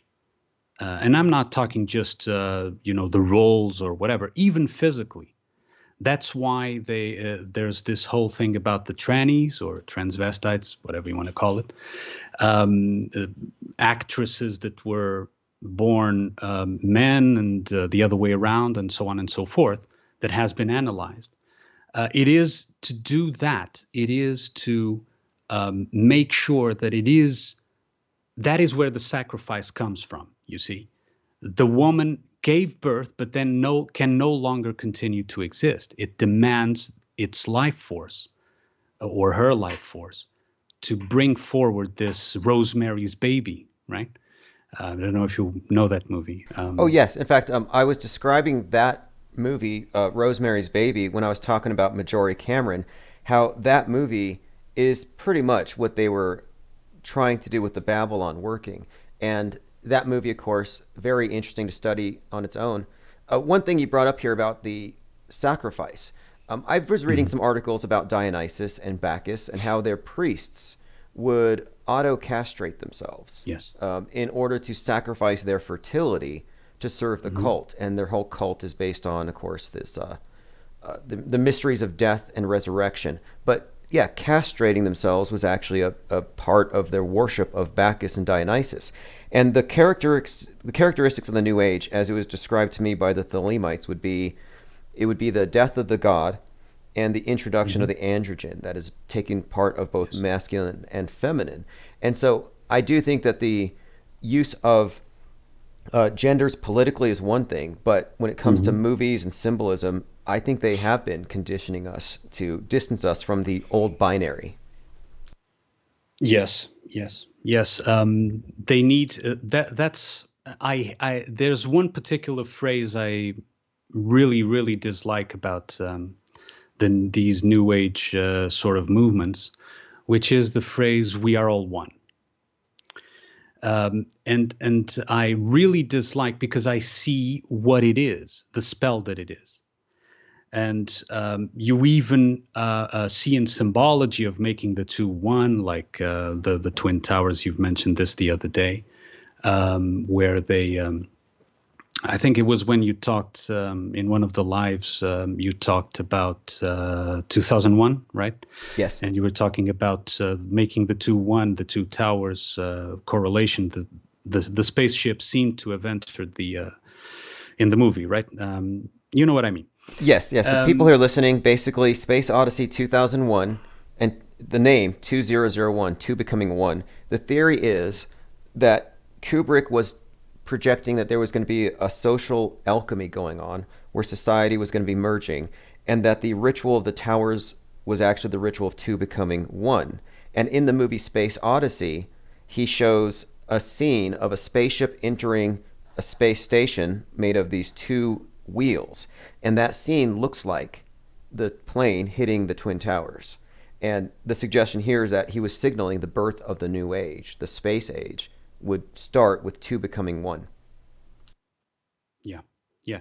And so that's why I dislike intensely that that we are all one concept, because it is aimed at exactly producing the being or the worshipper of Dionysus, the castrated one. It doesn't matter if it's man or woman. It's an element that it only lives for pleasure. The only focus for a Dionysian or a Bacchian would be to engage in sensual pleasure. There's nothing else. But then you'd say, well, how can you engage in sensual pleasure if you're castrated? Well, you're castrated in terms of reproduction, but not in terms of being able to feel. And that's where it also links to transhumanism for two reasons. One is that transhumanism allows transvestites, because a transvestite is already a transhuman, right? It's already transforming him or herself into something he is not. And then if you are castrated, you can just upgrade your gear, let's say, with the newest novelties that they offer, if your social credit is good enough for that, right? Well, let me bring this up. Okay, so the towers were built, the Twin Towers, built in 68 and brought down in 2001. And that was a phoenix ritual because they burned them. And so here you have the phoenix, a symbol of transformation, but also the number 33 is tied into that. And I want to point this out because in 1968, you also had the movie Space Odyssey 2001, which we just referenced. But we're talking about how this correlates to everything in culture and in the movies and films. Well, you also had David Bowie's Space Oddity coming out at this time. And Space Oddity was a song that was played during Apollo 11 on the BBC. But the point is, David Bowie artistically represented himself as androgynous, as Dionysus, as a Dionysus-like character, sex, drugs, rock and roll. That was his whole thing for years. And I think it was connected to the idea that the space age, that he was part of telegraphing with his music, and his music and his career did kind of correlate with the advancement of our move to the space age. But I think even then, they were saying that the new age is going to look like this guy. It's going to be androgynous, spaceman, drugged out of his mind, flamboyant. You can't really pinpoint where his. It's all fashion. It's all transhuman. You could even say post-human. But yeah, I think that they've given us characters in the culture to prepare us for this new age concept.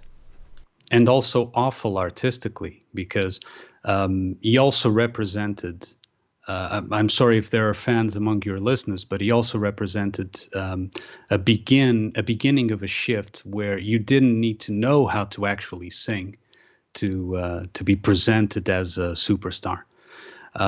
He's not the only example, but he was a major example for that.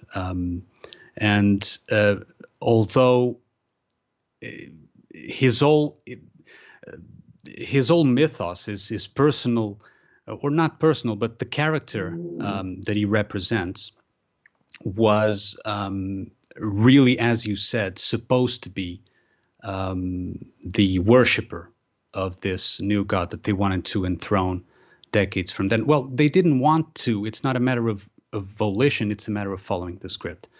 And what these people that offer themselves willingly to this script that was put together and written far in the ancient past, and that continues to play out. They do it because they want. They realize the first thing that happens is that they realize that they're in a prison, and that's why they wanted to recruit us. They did the same to us. They traumatize us, right? Because if you look around, I mean, imagine someone back in even 2001, right? And realizing, oh, the Twin Towers, they faked that, or it was a false flag. So they're able to do this. They're able to, we're trapped. They're all powerful and all that, right? So that is we panic. We tend to panic. And they realize that they're in a prison, and they decide, they prefer, because they know that the other way, the alternative way, is much harder and would put them in a mirror. And there's no bigger suffering for one of these guys than to be in front of a mirror and look at themselves. And of course, I'm not talking about a physical mirror. And so instead of looking at the mirror, which is something that they want to avoid, like a vampire, right? They want to avoid at all costs. Instead of looking at the mirror, they offer themselves, and they say, no, I'm going to have peace of mind, peace in relative terms, but I'm going to have peace of mind. I'm going to have advantages that are given to me, and I'm going to follow this through. And of course, there are several levels of this. And not all of these people were recruited in the sense of, let's have a meeting and we want you to join. Often what happens is, in my view, there's a door opening. And that door is immoral. It's like you're in a tricky situation, financially or whatever. Your life is stuck. There's a problem. And there's a door that opens, and you immediately know that it is an immoral door. And then you have a decision to make, and it's a moral decision, a moral choice. Do you cross that door and save your financial life or whatever it was that was happening? Or do you decide, no, I'm not going there? And this is what distinguishes one group, let's say, from the other. I would say one that sacrifices themselves for death and to death, and those that want to remain living, making mistakes, of course, doing things, going back and forth with things, and one day better than the other, or worse, going back and forth, but with a choice in the background that was made, like a key choice that was made, that you didn't cross that door. And it always remains with you like, no, I'm not going to cross, I'm not going, and those doors stop appearing, and other type of doors start opening. Not in the same sense as the others, like a social door, but doors within you. You start to discover something that was always there, waiting, like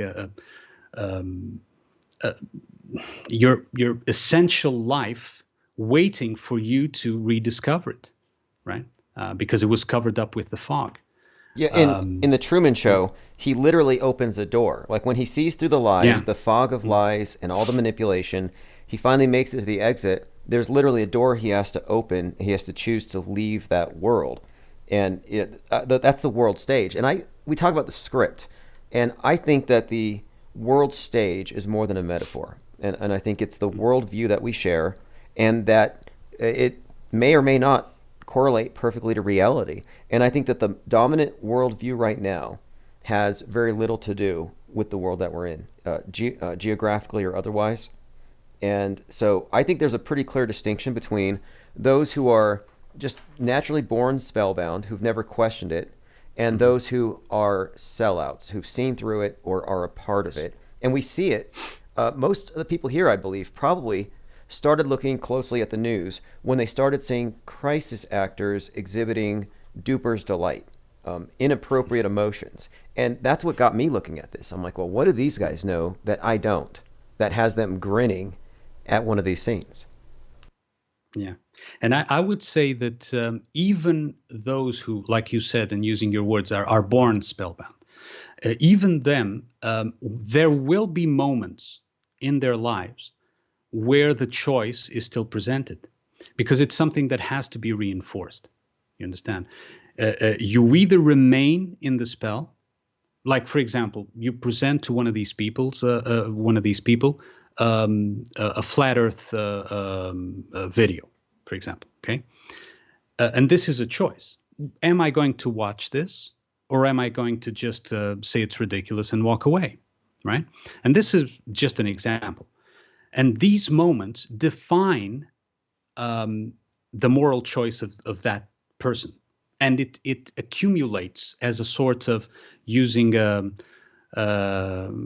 perhaps abusing a religious word, as a sort of karma, right? It accumulates because it's you continuously choose to not look at the mirror. And the more you look away from the mirror, the more the mirror becomes stronger, the more the shadow grows, and the more it will haunt you, and the more it will impose on you, like a monster that grows. You mentioned Freddy Krueger, and it's a good example. I use it as well. As a Freddy Krueger that gains power because it was only when he had already killed that many children that they took that they did something about it. The parents took action. That's what I wanted to say. But then it was too late. And by then the action merely gave him even more power, because they poured all their hatred into the shadow itself as they killed him. So it is the same. Even people who we look and we would say, well, this person has never been in contact with his own thoughts, his own actual thoughts. But he has had moments, I am certain, of course, this is my opinion, but certain in that sense. I am certain that during the course of their lives, there are several moments in which they have a choice to either reinforce the spell or to open a gap in the spell. And then that gap can grow in the same way that the shadow grows if they reinforce the spell. The gap, the little puncture that they make one day, can grow and grow and grow, and suddenly it rips the veil, right?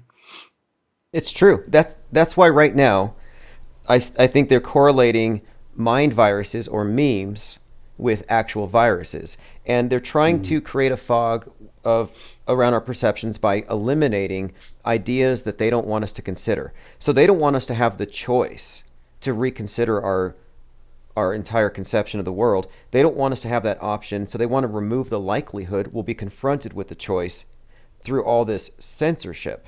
And that's one of the things I think the point of this channel has been, to maintain this conversation uncensored, especially of the ideas that they try to take off the table. Because what they're trying to do, I believe, is they're trying to make it easier to remain an NPC, just going with the flow, so that you never have any cognitive dissonance. And it works. As long as the dream is happy, you never fight it. You don't recognize it, and that's kind of how, even in the Nightmare on Elm Street movies, the characters have really good dreams till they find out that it's a trick and that Freddy then pops up. But it's all about that balance that they maintain. And if people get too uncomfortable, they start rebelling. And I think what they try to do is they try to maintain us in a stasis with fear and comfort. Yes. It doesn't matter whether you're stuck because of fear or whether you're stuck because of pleasure. It doesn't matter to them. They present, like in imagine the world is a casino and they just want you to keep playing because the house always wins. It doesn't matter if you play roulette or jackpot or not jackpot. What's it called? Blackjack, or you go for the slot machines. It doesn't matter. You choose your own path within the casino, right? And outside the casino is very dangerous. You don't want to go there. It's full of muggers who want to steal your hard-earned betting money or gambling money. So don't go there. But in here, we're even making improvements to the casino, and everything will be all right, and we're all going to be well. Like this meme that they've put with the CV. That with the rainbow, and it's all going to be well, or something like that. And they don't want to leave the casino. And I am tempted, in a way, to say something that I don't know if I should. But in my view, they have been, at this point in the script, several times before. They have been on the verge of victory, on the verge of absolute success, just like the Empire in Star Wars was absolutely on the verge of absolute success. It had captured the rebels. It had the main rebel hero in their throne room. Everything was in their favor. And time again, it seems that they never succeed. What happens? We can speculate. Of course, we can't say for sure exactly how it works out. In my view, the metaphor I use is some sort of world exorcism happens, like something, life emerges out of, this seemingly inescapable prison or whatever, and it comes forward, and where life is, they can't exist. They're dead. It's not made of the same thing, right? It's incompatible essence. In the same way that you can never have the original and the reflection in the same place. You're either seeing the original or the reflection. You can't see or be in the same place of both, right? So they can't touch each other. Or the shadow with the object that casts it. So when life emerges, I don't know how, and of course, in a sense, I'm already speculating, but something comes forward, usually, it would seem, when victory is certain.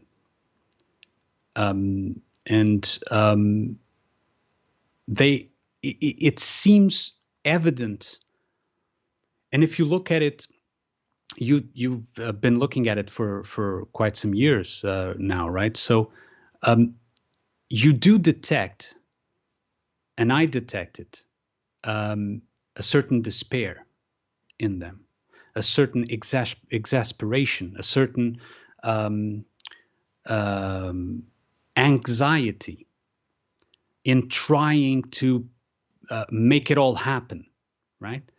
Because it seems like you're in a boxing ring with an opponent, and you punch. It's like Rocky, right? Like Rocky IV that gets punched to hell by Dolph Lundgren, right? And he never falls down. Come on, he's trying. He's punching, and suddenly Rocky wakes up. Right? And Rocky is completely worn out. He's almost knocked out, but he wakes up and he starts punching back. And the problem is that Rocky was always stronger than Dolph, essentially, right? And of course, I'm using a movie from them to explain what they fear, but it's merely a metaphor to try to convey Yes. what I think happened before. We all have to use mainstream reference points to reach the most number of people because we all have these same. That I mean, they put this stuff in our heads. The media has put these movies, these films, these concepts. That's why it's useful to be able to point stuff out, like the Truman Show, with an actor like Jim Carrey, to explain things that are actually quite profound. And someone had pointed out to me that President Truman was the 33rd president. Just another example of how all the names in the movies of these characters have multiple meanings, and they tend to reference other things that would just build that this is the original concept for this character, that he's more than just this character in a movie playing a role in a TV show unwittingly, but this is actually a metaphor for all of us. And this has been a consistent thing throughout all movies. And so in a way, I kind of take the church, the concept of the church, or the like the dominant religion, you know, they have the Bibles, they have their holy books. I kind of think that has more or less been reintroduced as mass media. Like, I think the media is the church of the day, the state government controlled church, and it's global. And I think one of their things is they need us all to have the same basic fears and wants. And I think this is, I brought up the asteroids. One of the reasons why asteroids are such a big deal is it can hit any of us. Just like, for example, global Bolt warming. of lightning. Exactly. It's a universal threat, and they need universal threats for universal control. Yeah. Yes, and as you mentioned that the mainstream media replaces Christianity, we also see that mainstream media hates Christianity, or started hating Christianity after a certain point. It always hated, but it only started showing and coming to the fore as that more recently, in more recent decades. But that, again, I reiterate, it shows to me that the mainstream media, or what is called mainstream media, what is called this new religion, whatever we want to designate it as, came from the shadows, from the repressed material of Christianity. And one of the things that I think about is we have been, and I live in a country that was traditionally almost entirely Catholic. And we were taught, as children, we were taught to be convinced that Christianity is something extremely evil, because it had slavery, it had, people living under illusions, and people couldn't do anything because everything was a sin and all that. So they painted this this picture about Christianity, which was the old, in that sense of the old God and the new God. But what is something that I understand is that through in between, let's say, in between the lines of Christianity, is something that is shines through, some purity that shines through. And we know that the Bible has been edited, mistranslated, adulterated, whatever. We know all that. We know that they have edited out books, included books in, and the whole thing, right? And other interesting things, like half of the Christian New Testament, the official Christian New Testament, at least in terms of Catholics, I'm not sure about all the others, half of it, or more than half of it, has been written by one author who, in the myth, never met Jesus, except in a vision, right? So it's like a second-hand account, even if you take the story to be absolutely literal. So we get the tale told by the only apostle, or I think it was the only apostle who didn't actually meet Jesus in person, right? Who was an ex-Pharisee, so he was an ex-priest of the previous God. I mean, it's like an ex-CIA guy, right? Uh, do you ever become an ex-CIA guy, or is it something that continues with you throughout your whole life? But in any case, going back to the point, um, there is something pure that shines through, but you cannot, um, um, or you should not uh, um, hate it. Because if you, whether you hate it or you treat it as literal, like it is the absolute literal word of God, okay? All right, which version? The Greek, the Aramaic, you know, um, the English, King James, or was it the new one? You know, which version is the word of God? Or whether you hate it and you say it's all bullshit, you're both these sides are the same. They're a coin with two sides. And when we look at Christianity, we can also see that there was an organic emergence, which perhaps was the previous, or one of the previous world exorcisms, saving the world, right? And what happens is that the hero then becomes incorporated into the script. And when I say hero, I'm not saying that necessarily it has to be one guy. Okay, the hero can be a mode of thought. You know, a hero can be looking at a news video and see if it's crisis actors or not. You know, that is a hero. That is someone who is taking into himself the power of a hero, of looking and discerning. And so it is important to understand that the new hates for sure, and it's the thing that he hates the most, is Christianity and whatever it stood for. And I'm not saying that it was the Christian societies were pure or saint, not saying that. But what I'm saying is that the new, the shadow, hates this particular old, which means that it points that is what created it. Because Frankenstein will always turn against its creator and will always try to kill everything the creator loves. Right? Yes. I think your point here is that with regards to when you hate something, you're immersing yourself in it and you're in this trap. I look at the world stage this way, where if you take a position on any of these political footballs of the day, well, now you're in the mud with them.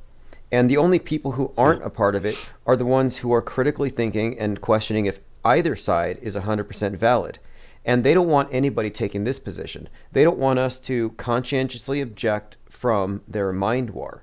They want you to be aggressively pro-vax, aggressively anti-vax, aggressively pro-mask or anti-mask. They don't want you to step outside and question, well, maybe both sides are part of a play to lead us somewhere.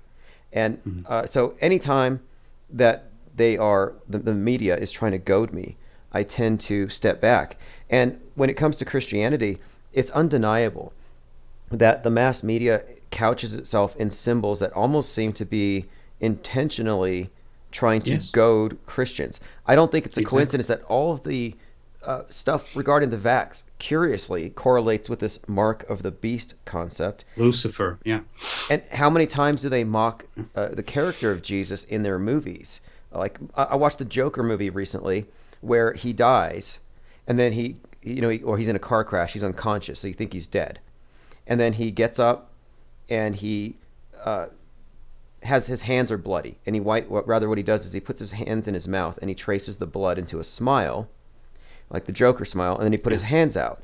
So after looking like he died, he's now standing up with his hands out like he's crucified, and his palms are bloody from his mouth, so he's like Jesus.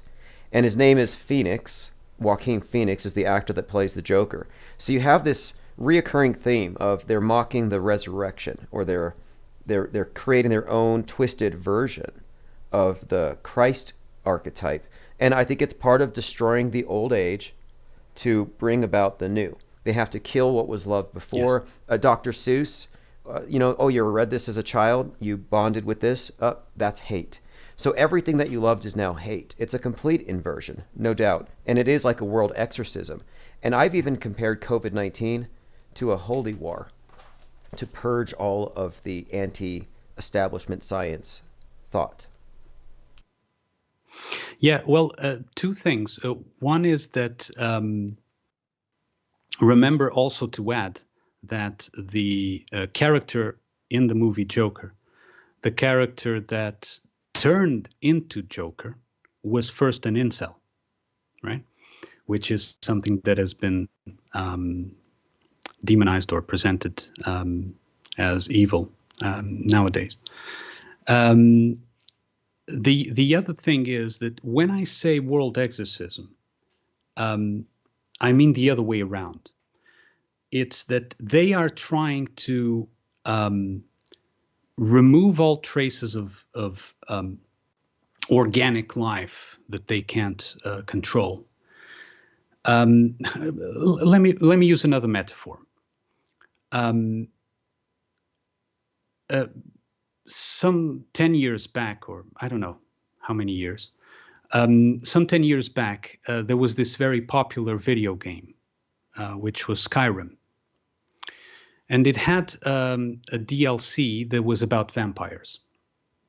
Now, there was something, most of it didn't really stick with me.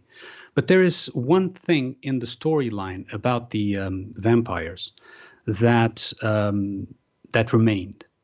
And that was that there was this plot about using a relic, a weapon that would shut down the sun.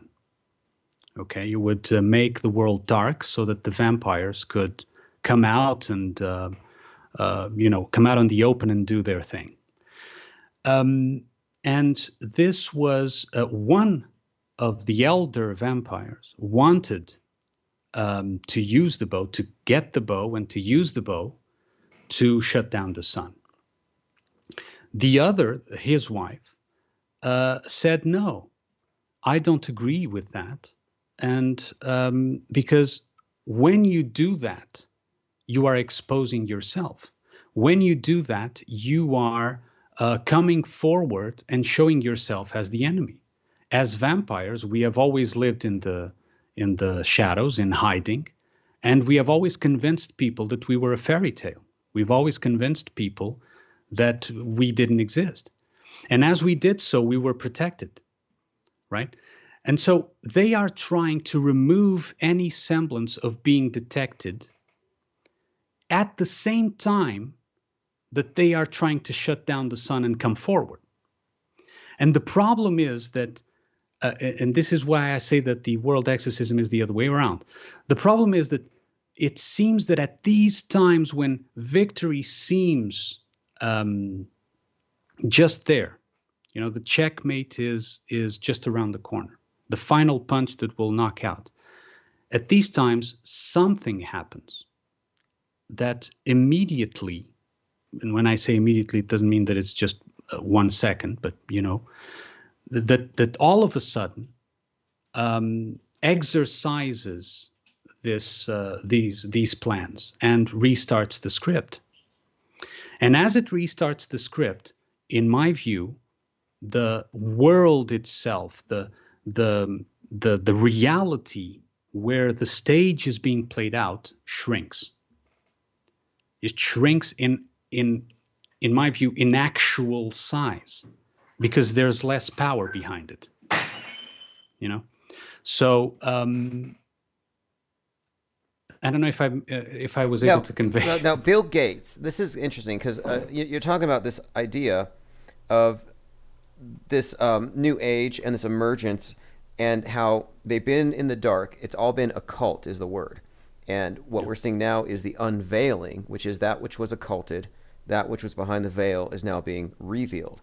And here we are, post-reset. We just had the great conjunction, Jupiter and Saturn, and they compared it to the Bethlehem star. All this reset talk. And Bill Gates is now talking about using stratospheric aerosol injections to blot out the sun. So this all has the idea, I mean, in my head, this all has the appearance of being ritual theater. Like it's a new age, and they're going to shut off the sun so we can have a new sun or something. But Yes. so so this world exorcism concept, what does it look like post world exorcism? Is it a philosophical awakening, or is it something more akin to the fourth industrial revolution, Brave New World, and people just being put into a hive mind? No, I think that I don't know exactly how it looks, of course. I can't know. But it seems that it's like a fight, an immediate fight back, an immediate rejection of everything vampirical, let's say, everything that the shadow stands for. And then what they have to do is readapt the script all of a sudden. Like we know, or at least if we've observed, we know that from a certain century back, we have no access to history. It was all written by monks, right? So the history was taken from supposed sources that supposedly existed, that supposedly were copied, but we don't actually ever see the source.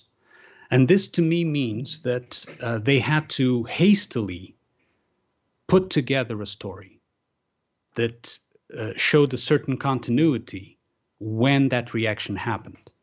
And there was no continuity. There was a rejection. And as rejection came, less fuel was available to power the fog of illusion, if you like. And so it shrinks itself. Or shrinks more into itself. And so when I say shrink is, for example, you can see something that is obvious, that the structures from a few centuries ago were much bigger in scope and in size than the structures we do now, even our skyscrapers, right? And this is just a mere cultural, architectural example. But I am talking at a much deeper level, that a rejection of everything shadow happens all of a sudden. And that is what they react to after that. And they have to rewrite, they have to come up with a sort of linking episode between what happened before and making it sort of look like continuous to what happens next. So that they can start their process and try to rebuild again and try to win again. Right. This makes a lot of sense with regards to this constant notion that the world is ending, it's going to end, it's going to be climate change, it's going to be an asteroid. They've put out so many stories out there that there's any number of ways that the world could be stopped, that it could be shut down. And that's what was so perplexing about this thing with the coronavirus last year. It's just like, how did we not see this when it was clearly and well articulated in every possible way our entire lives that, yes, there's going to be a global catastrophe, a shutdown, a reset, and the lexicon was already there. They were putting the words out there, reset. Of course, the symbols tell the story probably even better than the words that they use. So yes, I kind of think that this script, like you're pointing out here, it seems like they have to adapt it to where we are at. So it's not like it's perfectly set in stone, but I call it a meta script. I think there's a general direction that humanity is being guided to. And I do happen to think Ares makes sense as a replacement, as the next sun, the next god.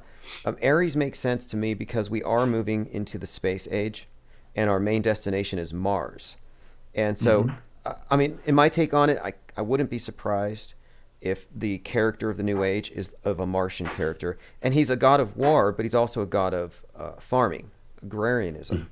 So I think if you combine war and agrarianism, what do you have? Maybe communism or something. Yeah.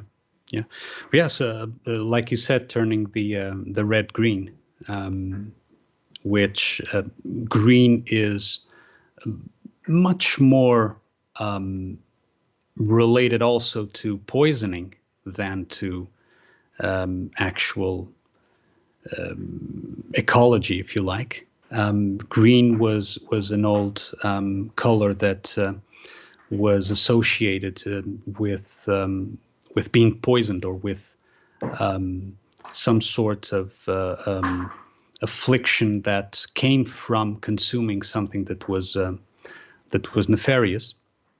And so it could be that Ares, in the sense of the mythological entity, the mythological construct, is being poisoned, or is going to be poisoned, and he's no longer the muscular god of war, but he's the emasculated Dionysian, poisoned by hormones, and he actually identifies as a woman, that kind of thing. Well, the word, you're right, green, the color green has had a lot to do with this revolution, but last year and before that, many of us noticing the build up to COVID saw that the color green was used a lot to associate with poison and venom, the serpent, the snake. And of course, green is associated with the goddess Venus, where we get, even I think venereal disease. But these colors tell the story before everything. Red into green. Yes, this is the revolution, turning the red planet green, terraforming Mars, building the new world, building the new age. And of course, that's all built on the ashes of the old. So that's the stage we're at now. They're burning this one down so they can build the new one. Yeah, I would agree. Whether they succeed or not, that's a different story. I think I see signs of it's something I can't explain, but it would seem that every time that they're just about to checkmate, something happens. And I don't know, I can't really say for sure what it is, but it seems more or less evident, even if I have no rational backup for that. Well, there was something at the end of the Donnie Darko movie, a movie I referenced a few times here because of stuff falling from the sky. Well, at the end of the movie, they have a scene that's actually based, I think, on the book that forms kind of a basis for it, called The Destructors. And it's about creative destruction, destroying to create. And in the book The Destructors, the characters burn a mattress full of money, which is all very symbolic for 2020. But at the end of the movie, Donnie Darko is about to be killed by the falling plane part, but he's laughing inexplicably. And the idea is that he survived the end of the world and knows that it's not the end or something. And so I see all this apocalyptic stuff, doom and gloom, the max vaccination as mark of the beast. I see all of this stuff, but I kind of don't think that the world ever stops. I kind of think it's all psychodrama, mind war, and spiritual war. But as far as the masses collectively throwing off the parasitical system that the media has more or less created for us, they created the zeitgeist. I don't know. I mean, it's possible. I don't know what that would look like. I'm interested. I see the tools are all here. There's no reason for people to remain in darkness, ignorance, to remain spellbound. But it's a competition, I think, between real and fake. And fake is the dominant paradigm. They control everything. The false view. We're all false men. They can only control the fake. That's all they can control. Nothing that is organic is in their reach. And even using Donnie Darko as a template, there's one aspect that you hadn't mentioned yet, which is the time traveling aspect, in the sense that he sees his script before it happens. So he sees this sort of bubble coming out of him, right, and showing where he's supposed to go. Bubble or whatever, that kind of thing, ooze coming out of him, which is sort of like the displacement of time, space, whatever, blah, blah, blah. And so basically what that shows is that the character knows his script, and then as he knows the script, he has a choice. And most of the movie, he follows that script, right? Because he follows those sort of ooze bubble kind of thing to where the script was supposed to lead him. But when you know beforehand, when you see, oh, that's where the script tells me to go, or I'm supposed to be going in the script, then you have a choice. which is, no, I'm going to go the other way, whatever other way it is, but not that, right? And so that presents a variable into their equation, into their script, that they have to adapt to. Because if one person, even if it's one person, does not follow the script, they have to adapt. Either they push the other spellbound to attack that guy, or whether they have to do something. They have to produce something, some adaptation, to make sure that they're still in control after that deviation. Like Neo. And so Neo in the Matrix is an anagram for the one. He was the anomaly. He was the problem that they had to eradicate to maintain the perfection, the stasis of the Matrix simulation. yes, exactly. And he is even called the anomaly that has to come inevitably in the presence or to the architect, right? So, but along the way, Neo in the Matrix did not exactly see his path. In fact, he was even misled by the Oracle. In contrast, in Donnie Darko sees the path, and then he is faced with a choice, the sort of choices that I talked about earlier with you in this call. He is faced with a choice, a continuous choice. Do I follow the bubble or don't I? And if you don't follow the bubble, then it's unknown territory, right? Unknown for the person. I mean, where does it lead? I don't know. And you can't know, and you're not supposed to know. You don't need to know, This idea of security, of, oh, what's going to happen? This is all fake. It's all false. It's all part of the control system, like we've been mentioning. You don't need to know the tomorrow. And we are all, as a society, addicted to knowing the tomorrow, addicted to making sure that the tomorrow is known. And that's why they have to come up with all this fakery in the mainstream media. I'm not talking at a deeper level, but at a mainstream media, they have to come up with all this superficial fakery, because people want to know the tomorrow, and it doesn't matter if it's true or not. You want to know? I'll tell you. I'll write something, put it in front of you, and you're happy, right? Oh, of yes, course, yes, it's great. That's linked to other things, but that's one of the reasons. Right, there's a great power in that. If you can forecast the future, like, because we're given a view that says it started back then at the Big Bang, we evolved to this point, but we know it's going to end in this way. So they can tell us the beginning and the end with relative clarity, versus it's almost like a religion, a biblical creation story, where they know the creation and they know that it's going to end. They don't know when, but they know how. And so that complete total view is very comforting for some people. And so the modern paradigm, even though it's not a Bible, it gives us a creation. It gives us an explanation for where we are and where we can hope to be. And there's hopes of, there's hints of possible salvation, this time through technology and transhumanism, maybe digital transcendence being uploaded into the cloud. But it's a complete system from beginning to end. And we know the universe at the end will collapse. And it's like, well, how do we know?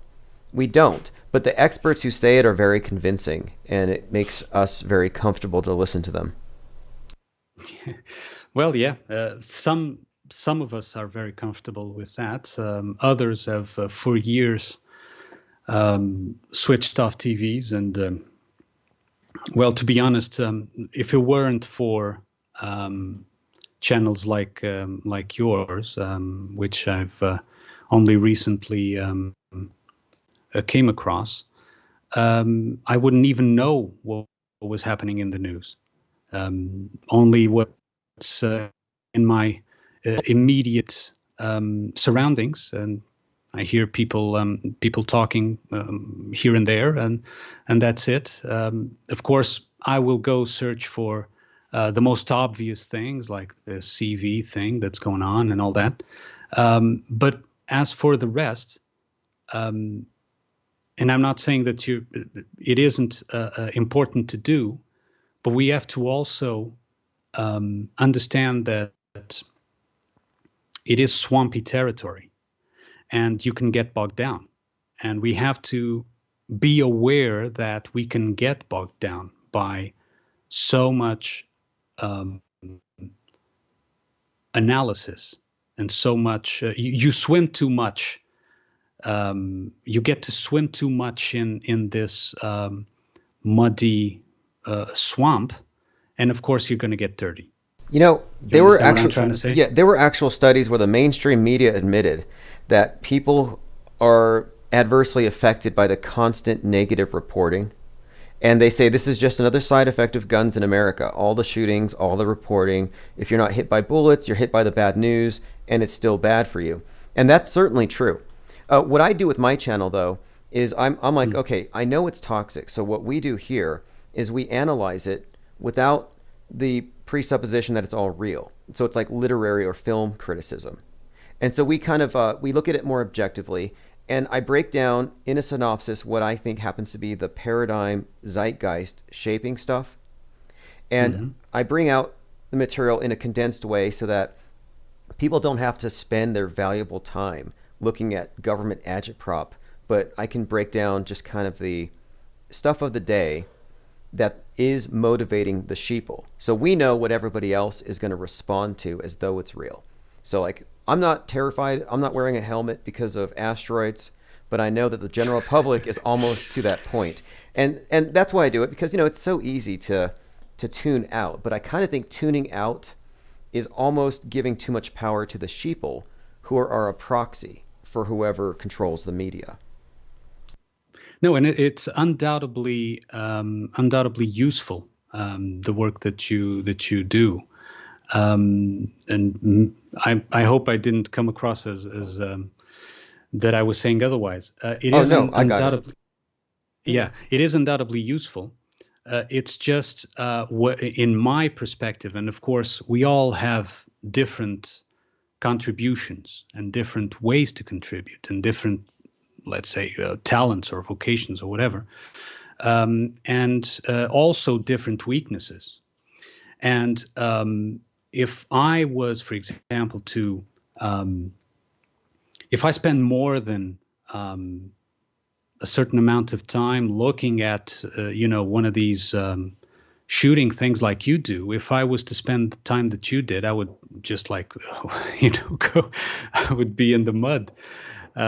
Because even though it's fake, I mean, it's so dirty. It's bad art. It's bad art. Yeah, I mean, at a very minimum, it's bad art. It's insulting to our intelligence. And a lot of people get angry. They get enraged when they know they're being lied to. What I've done with this channel since like really 2017 is we have kept it strangely lighthearted for the heaviness of the topics. We make use of memes, mockery, satire, and all these tools because it's the only way to remain immune from the actual damage they can do to you by getting you to accept that this bad stuff is actually happening. And I think it's important, because like last year in particular, the news media was really trying hard to lower morale, to induce a sense of hopelessness, to get people to give in to the depression, to stay home when really you need exercise and vitamin D, sunlight.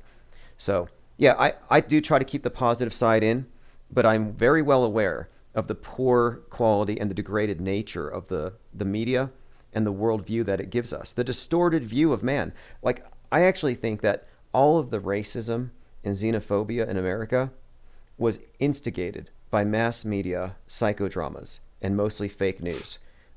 It's off the charts. So many of these hate crimes that never even happened, well, look, they're just spreading stereotypes, bigotries. So, yeah, excellent points there for sure. Yeah, I can't say that it was all the time, but whatever mainstream media stood for in previous societies or previous civilizations, for sure that they were controlled by priests. In the other previous was the Pharisees, and it always generates that reflection that I was talking about. It always comes back as a shadow, as a sort of let's call it a. Yeah, I know you don't use the word in that sense, but let's call it a demon, right? It generates a demon that is a reflection of what they cast. Imagine you want to summon, to create a construct dead entity that has power, right? What you do is you throw the clay, and I'm using a biblical term, you throw the clay at people, at living people, that will form it. You know, the clay will get them, the mud will get them dirty, and they will form the entity for you, because the dead can't create. The dead can't do that. They have no power. The only power that they have is whisper, suggestion, temptation. That's all they can do. And it's only us as living entities that can choose to either harm ourselves or harm another living. And when we do that, and I'm not saying there's no turning back, of course there is a turning back, but of course there's also a point of no return. But when we do that, we approach the emperor, let's say, we approach the dark side of the force, which isn't even a force. It's a dark side of a suggestion towards those who can still use the force. You understand? So a demon. I agree. Yeah, the demon is a good metaphor. You talk about it being like a reflection or a yes. shadow. And when we call the news fake, the word fake to me, it's like, it means facade, just the cover. It's superficial. It's merely a reflection. So I think that your description is very accurate for the immersive illusion that we're all in. I have a couple commenters here asking if you have a YouTube channel that you can share.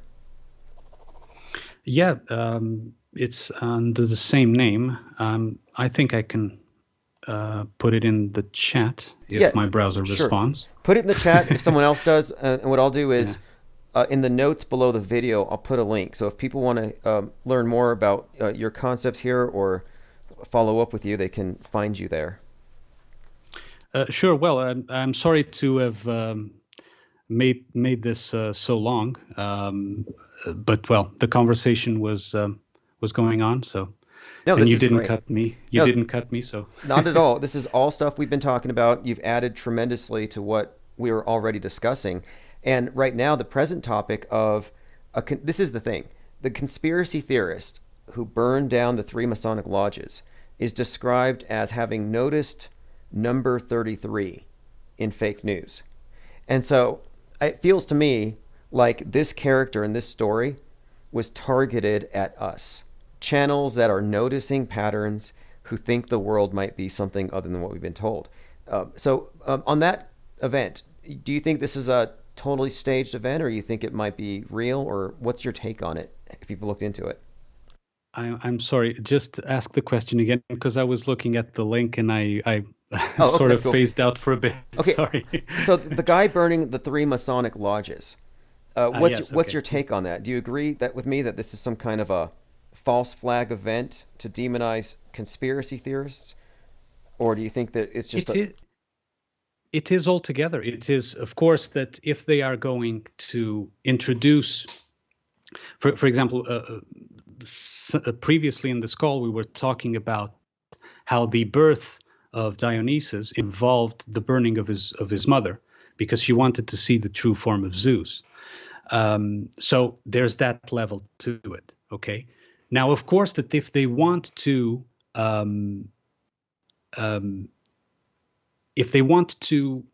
include that, they are not going to. It just doesn't serve just one purpose.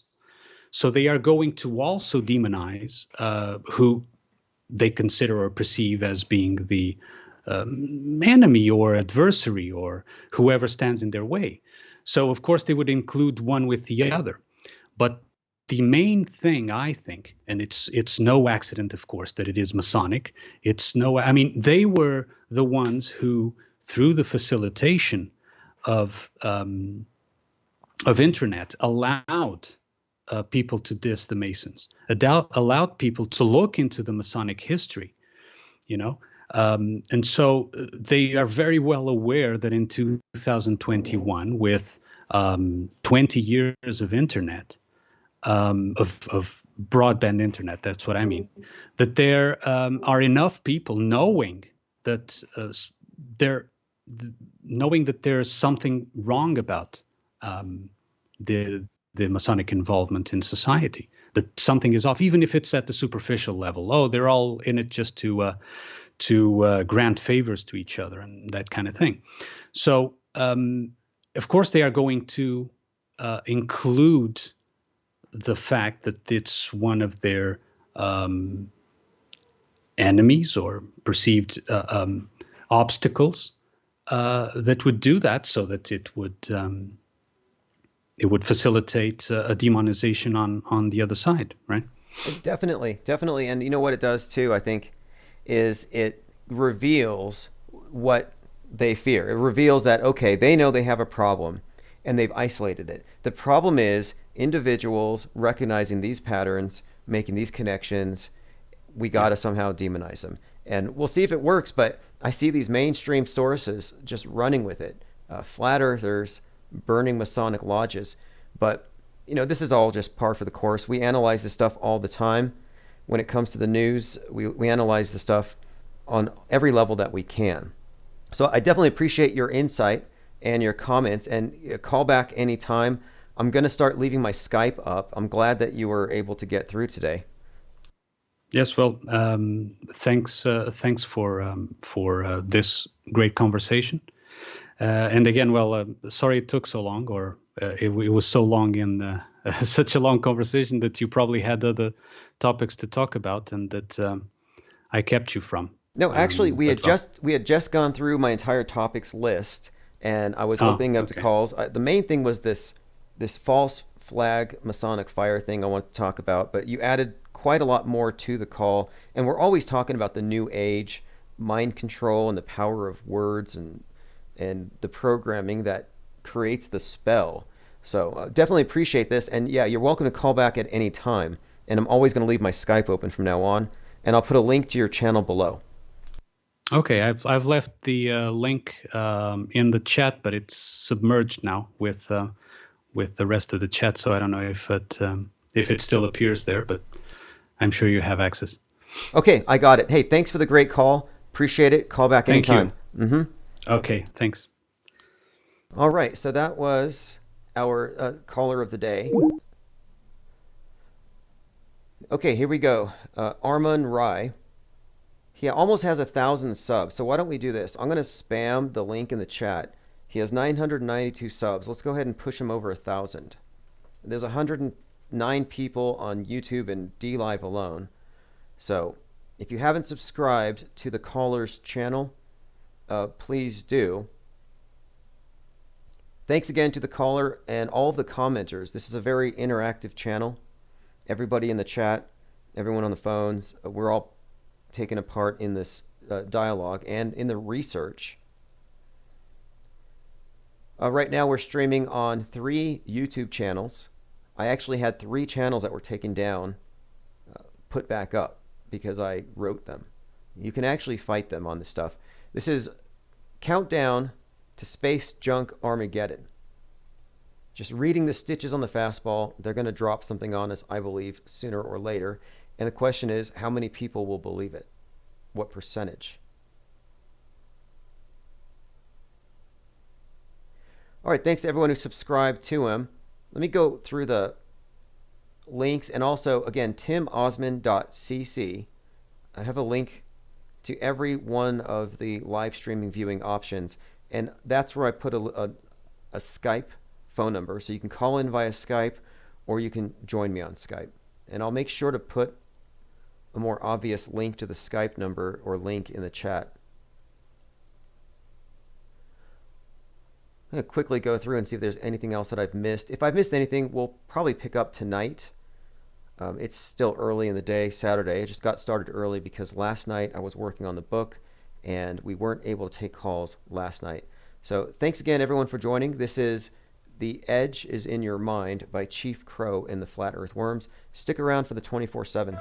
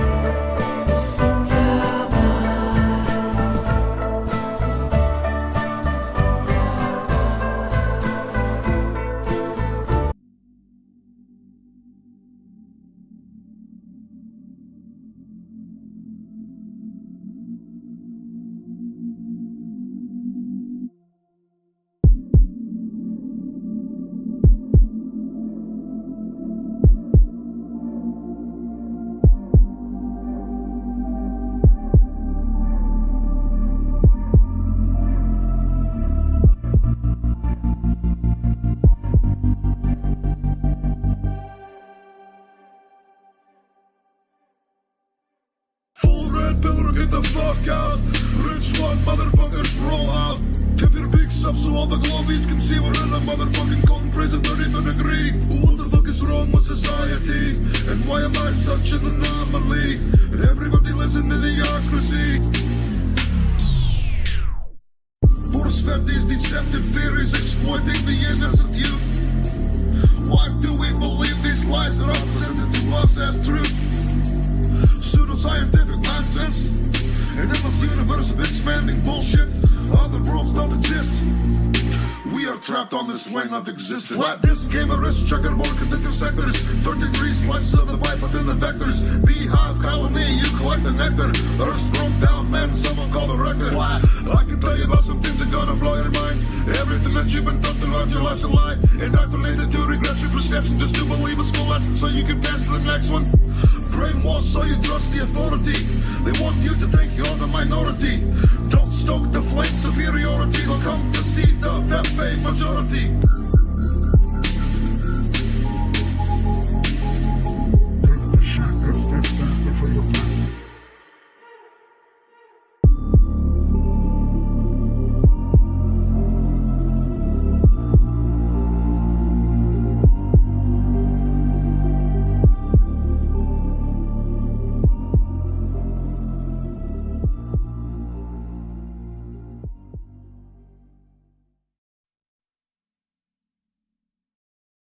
How these big freezer trucks were empty around New York when the news said, oh no, the hospitals are full.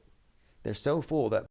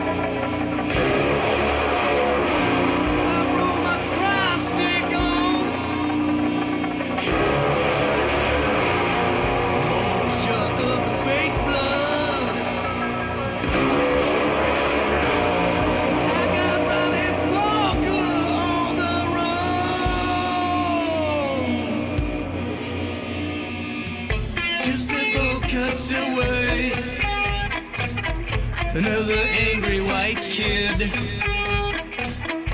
just about kept away. Greta's going to be pissed.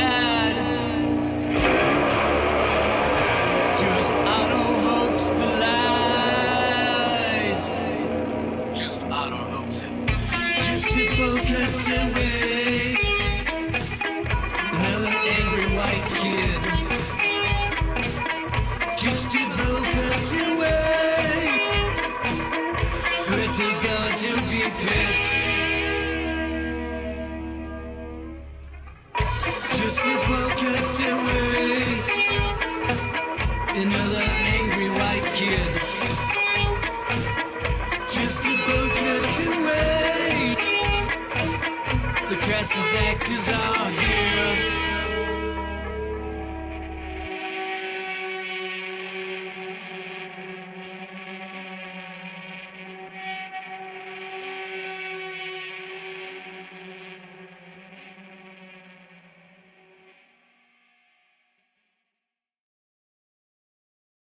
Sorry, this is from Lincoln Kareem. Last year, we went through a lot of Lincoln Kareem's videos, and this was the guy who was going around recording hospitals and showing how these big freezer trucks were empty around New York. When the news said, oh no, the hospitals are full. They're so full that bodies are literally falling out the windows. We've got to use these auxiliary trucks and these tents and these mass graves. Anyway, this guy, Lincoln Kareem, kind of showed how the media presents a completely different picture of reality than what you can directly experience. And these days, he's going around recording Morons in Masks. That's the title of his series. And so there are people walking around parks in dust masks with goggles and face shields, which is, it's just dumb for a few reasons if you really want to get into it. If you're in an environment where one breath can kill you and your family, you wouldn't be out there. So these individuals who dress up in spacesuits are either just really brave or they don't really believe it. And I think it's a valid question. Do they really believe it? So last year, I was suggesting that the true believers are going to adopt a Tyvek burqa, that this is a religious paradigm, that virus is a scientific version of sin that even the atheists will kowtow before, and that we will see people in spacesuits because our bodies, I mean, obviously we must be aliens or something. Our bodies aren't suited for these environments. So yes, spacesuits. And as you can see on the screen, spacesuits at Target.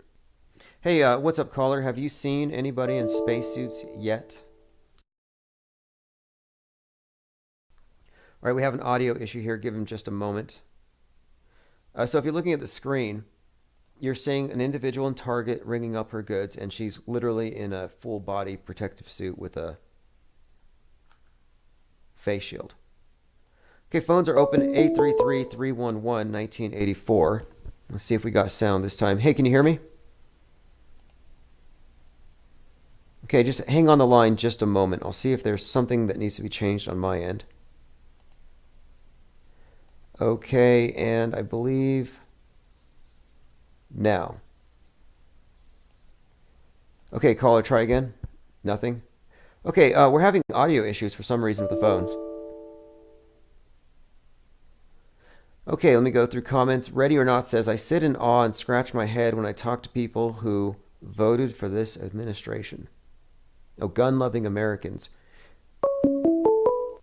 Well, it's the gun-loving Americans versus the vax-loving Americans. Okay, so it looks like we may have some audio issues here. I don't know if it's on the part of the caller. If somebody else wants to call, 833-311-1984. We're not getting any sound. So we'll terminate that call. Anybody else wants to call? The caller, if you just want to go ahead and wait, and we'll see if it's on your end or not. Or send me a text. Same difference. Oh, by the way, it's 1:26 a.m. where I am. Infinite Plane Radio. Hey, what's up, caller? Can you hear me? Yeah, I can hear you just fine, although it sounds like you're wearing 3 masks. You're only required to wear 2. Yeah, it should be better now. Okay, there you go. Hey, have you been listening? Yeah. Have you been listening to this channel long enough to hear me say that there were going to be spacesuits in 2021? If you got any ideas, I was actually just calling in to, help you out with the phone, see if it was on your end at all. But I'm down to talk. I'm game. Yeah, I've been listening long enough to make it so like eye contact is tantamount to manslaughter. Yeah, exactly. Well, hey, I appreciate you calling.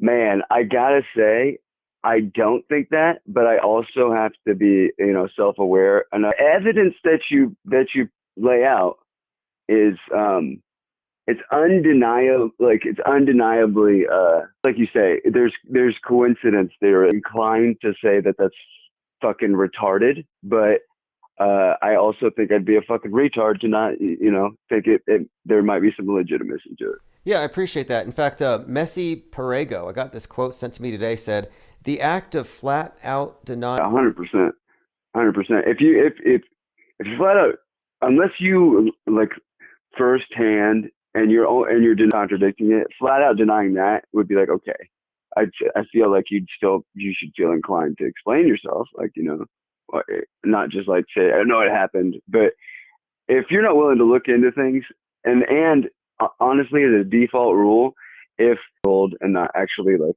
something for a fact, it's like, oh, there's no way that's true, but you don't know, like you've just taken somebody else's word for it, you should want to look into it. You should just want to look into it. Yeah, absolutely. Great points all around. Again, but you do have one point. When something is the accepted status quo, the rules of logic say, hey, if you're going to challenge it, even if you know the secrets, you still have to provide a burden of proof. So neither of us have enough information now, but these are some interesting bits of information, and it is an interesting story. Yeah, I stated from a young age that like, oh, we're Americans, and like the Constitution and our founding fathers, and like, because in a criminal court, preponderance of evidence, and that if you're able to present a preponderance of evidence that is above that 51%, that it is more likely than not, then these are things worth taking into account. I don't think we should just dismiss the possibility that something, well, you haven't proved that like it happened the way that you say. Does that make sense? So like if like 80s maybe, like what, and it also was a bunch of participants who probably went to tame frat parties in the 80s. So it's like nobody threw over the government. All right, it's not worth the response. But we're told that no. I mean, like you got to prove us wrong. Yes. I just think that it's more likely than not that it was some boomers that probably they're still trusting the plan. Trump's still going to be president on March 31st or whatever, because the United States corporation is about to end. I mean, it could have been a mix. It's more likely those people just. I'll let you take that and go into the next call and all that. I just wanted to help out with the phones, but I'll be listening in the chat, man. You have a good night. All right. Appreciate you calling in. Everyone here appreciates you calling in and testing out the phones. And yeah, I agree with his points here. There is a responsibility to attend your assertions with evidence. And we call out the media when they say, oh, it was a Capitol Hill bombing. It was an insurrection. And it's like, no, this was a theatrical reproduction of a few different things. For one, you had the recreation of the fall of Rome. It was all just posturing. It was theater. And it was bad theater. And it's just remarkable dose of cognitive dissonance. I'm like, no, this can't be. But I guess it is the case. And so I have to lower my expectations a bit about what it actually takes to convince the public of anything. But I am really up to this. I am really into this theory now that Stanley Kubrick may have not only faked the moon landing, but that he's involved with much more than that. I don't know about the JFK thing. This is the first I've heard of it. But I'm not unfamiliar with the theory that JFK's death was merely another theatrical production, a farce. DC is in Rome, Maryland. Yeah, absolutely. Great point. Yeah, look up Fall of Rome and Capitol riots. I think enough people have made this connection that you should find that picture right off the bat, where so you have the image of the Viking with his horns and then his friend with the podium. And you can find in this, just in your search, the image of Vandals, the fall of Rome. And he ran out the door. And he put it on eBay, supposedly, which is ridiculous. If you have an eBay store, you know you can't just list stuff like that. But he was posing for a picture and waving. And yeah, it looks exactly like these very familiar depictions of the fall of Rome and these barbarians stealing stuff. And again, there were photographers everywhere. And this isn't the only example of good writing. I mean, it's bad performance, but it's actually good writing. For example, one of the individuals carrying a flag that said, "Don't tread on me," got an American flag, which is clearly a reference to Lewis Sinclair's Babbitt about uber conformists wrapped in the American flag, worried about communists. Same thing. And the podium scene too. I mean, the whole thing was very farcical. And when you watch them go into the chamber, the security guards were very respectful. Everybody was social distancing. It was people actually claiming that they nearly died, that they thought they were going to get killed, and they weren't even there. You know, various bad actors, you know, who it doesn't take long to deconstruct it. So it's just a matter of, do you want to believe what they tell you, fact averse? The media is always narrative trumps 1976. Well, this theory, this notion of a meta script, the idea here is that none of these events are random, and they're going to be guided in a certain way. And it just seems like even if it doesn't seem like it's realistic, it's just going to go that way. And predictive programming, this idea of hints, predictive hints in the media, this is beyond dispute. This is not a conspiracy theory. It's a fact. A very famous scene, and when you look at the scene on a freeze frame, there are a number of things that are undeniably connected. So one, there's a sign in the back that has a Corona bottle. Directly in front of Captain America is a sign with a doctor that looks like Bill Gates. And it looks like he's jabbing a needle right in the arm of Captain America. So Bill Gates, and this is just scratching the surface. Corona bottle, coronavirus, the mask. This stuff is everywhere. The entertainment is there for your conditioning, is to soften you up for what's going to happen in the news. Entertainment is merely a side effect, and more people are picking up on this. Here's another example of predictive programming. It's not just bad art, it has a purpose. Madonna was at Eurovision in 2019, so this is again pre-COVID, and all of the dancers are wearing masks, and it looks like the plague, like they're reenacting the Black Plague. And she's singing, "Not everyone's coming to the future." So it's just a celebration of exterminating, well, I guess most unwatchable videos, but the symbolism is all over everything that she does, including her music albums. And on the back of the album, she's got gloved hands, and she's on a typewriter that says Corona. You know, she and Tom Hanks, both. The 2012 London Olympics opening ceremony had a big scene with death and dancing nurses, hospital beds, and a big Corona-like projection. We lived through so many bad movie category of predictive programming. Tonight specifically, though, we were talking about Donnie Darko and the works of Stan. Phones are open, 833-311-1984. I think Tim Truth was trying to call in. If you can't call in, we'll try again here soon. It's going to be a very interesting month. If you haven't subscribed, please do. If you want to get live stream notifications, go to the link I'm putting in the chat below. Tomorrow morning, in about 9 hours, you can listen to The Apostasy Show with John LeBon. It's at Dark Matter Radio. We're also The Apostasy Show, which, if you want, you can actually call in advance and leave a voicemail calls. But it'll be a little more organized and vetted. So go to darkmatter.radio if you want to subscribe to that, or go to johnlebon.com for sure. Don't miss it tomorrow. It will be live. I'll probably send out a notification, so if you're on my own Patreon, you'll get notified about that.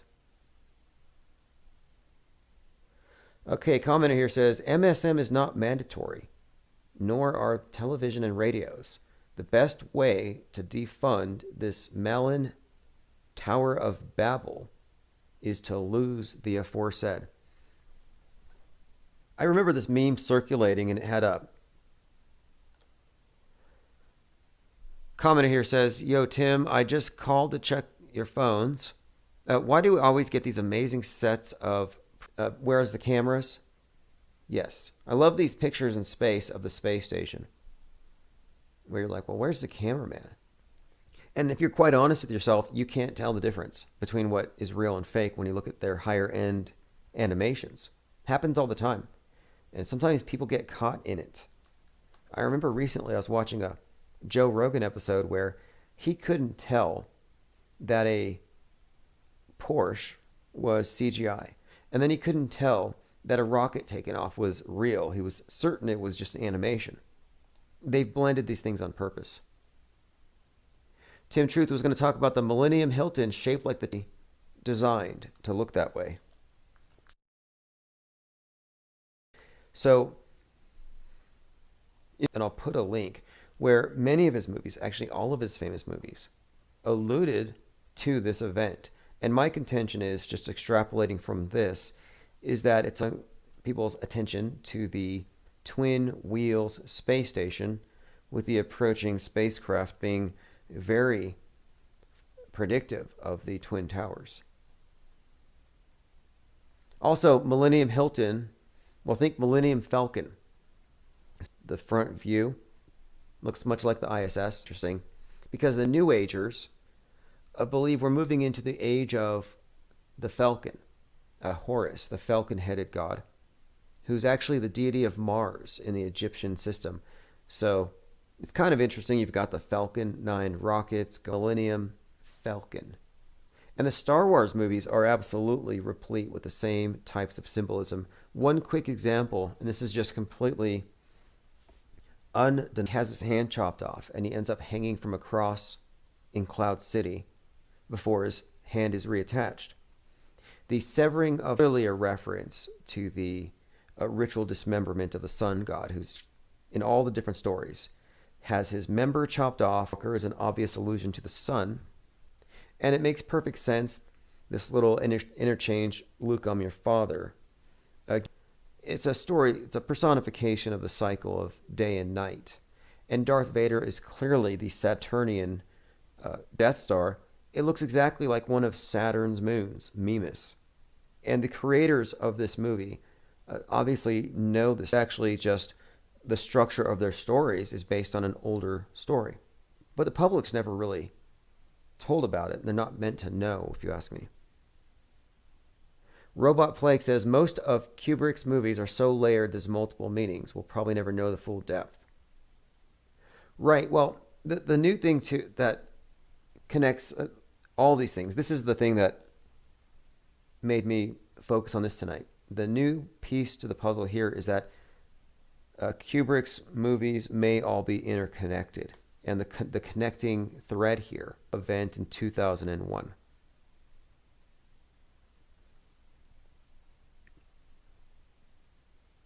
To manipulate our minds with mathematics into believing someone at the equator is traveling at the same speed as someone at the North Pole. Well, when you say and you'll have a picture of a person on a roller coaster or something, as though you should expect the world to be, it's moving 1,000 miles per hour, it's rotating every 24 hours, but relative to the size of the Earth, we're not able to. But when you think about the scale, it's really not. But the absurdity, yes, it's definitely absurd, I think. There's so many absurdities and contradictions. And I'm constantly running across this one here where they say, okay, well, the Earth is oblate. And so it makes perfect sense. But then how come all of the images we have of all of the planets are pronounced? Where's the planets that are fatter in the middle? Then there are so many other issues here too. It's on the moon. So it's like, okay, so then I guess I'm a paleontologist, an astropaleontologist. I can take my telescope and look for dinosaur bones in space. The science of space, if you want to call it that, it's all been hijacked for ideology, and it's being used primarily to condition people to accept the inevitable destruction of the Earth by falling space rocks, climate catastrophe, any number of things. You can look at NASA's training videos and you can see how much time they actually spend underwater. And then you can look into the bubbles and space phenomenon, and you can choose to ignore it. You know, to me, it's not even ignorable at this point. These bubbles in space, or the obvious green screen glitches, kind of like what the Capitol riot was, and recognize that the mass media is lying. And right now, I'm just not really trusting any of these. Year 2020, this great reset thing, it's been, I think, pretty much a prophecy that played out in front of our eyes, and I think it's pretty much come true. All these magazines, conjunction in December of Saturn and Jupiter, and this conjunction was discussed pretty widely because of its rarity, and it was described as a Star of Bethlehem. They said, we haven't had one of these since then. A reset and everything starting over. Building back better. This storyline is talking about this engineered end of the world as we know it, to bring about the new age. And that's directors foreshadowing these events. These are major transformative events for the world. A comment here says, Event 201, a space opera man socially re-engineers himself. An epic misuse of force, a catastrophic disaster. If you're talking about Event 201, that's the one that not predicted, but it was like a rehearsal, not only for COVID-19, but for dealing with, quote, conspiracy theorists who don't believe in it. Now, right before 9/11, there was a similar simulation that was called Prepare for Something 20 years ago, and they still haven't figured it out. So when it happens, they're still not going to be ready. It's like, oh, you prepared for the worst 20 years ago, and that's still your best plan, is just assume it's all going to crash first. But again, this dark winter, Tom Clancy wrote the book that we're living through. We're living through the Hunger Games, Dark Winter. And Tom Clancy, again, Sum of All Fears, credited with writing 9/11. So let me bring this up really quick. If we can talk about an author who has multiple books referencing major transformative events of our lives,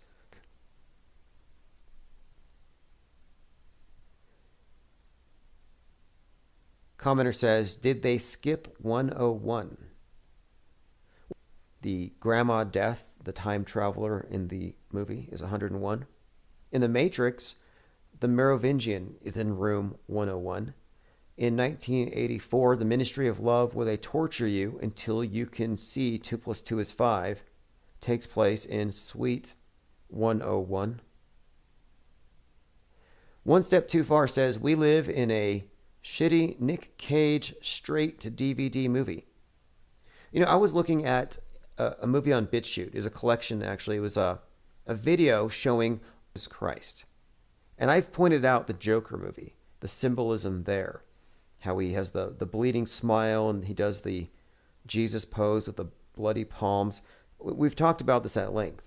Other movies that he's been in, like The Village, where he plays very specific roles. Well, anyway, I don't recommend it. I don't recommend any of these old horrible movies. But, you know, it's just quite, wow. Look how much garbage. Look how much programming I just imbibed. Now, Joaquin Phoenix is a very interesting character on and off the world stage for a few reasons. His brother, of course, River Phoenix, part of the Children of God cult, a cult that also involved Rose McGowan. There's so many strange things about this whole group. But Joaquin Phoenix in particular, last year, well, right before in 2019, was doing this activism. He was doing Fire Drill Fridays with Jane Fonda, where he got arrested. And behind him there's this poster that says "Change will come." It's got a burning globe. But even then, he was acting as a Marxist agent provocateur. And then comes the Joker movie, where he plays this in a more mythical way. But it's the same thing. At the end of the movie, you have the uprising, kill the rich, and they're all wearing clown masks. Well, we're living through a communist revolution, and we're all wearing clown masks. And another thing, too, is that Joker is an archetype. He's an archetype of Mercury. And when you get into the different symbols or the different planetary deities that are personified in the movies, you can kind of see in the foreshadowing that, yeah, there is indeed, I think, by the way, Jared Kushner got a hold of the producers for The Purge, and he got... So again, 2020, if it looked like The Purge, well, that might have been Trump's re-election campaign. Robot Plague says, I was a Kubrick fanboy for years. I have no doubt he was a genius, but I wonder if he was given film god credibility. But interesting point. All in all, though, it's a very fascinating topic. I'm going to go ahead and post a link here. It's chartword.com.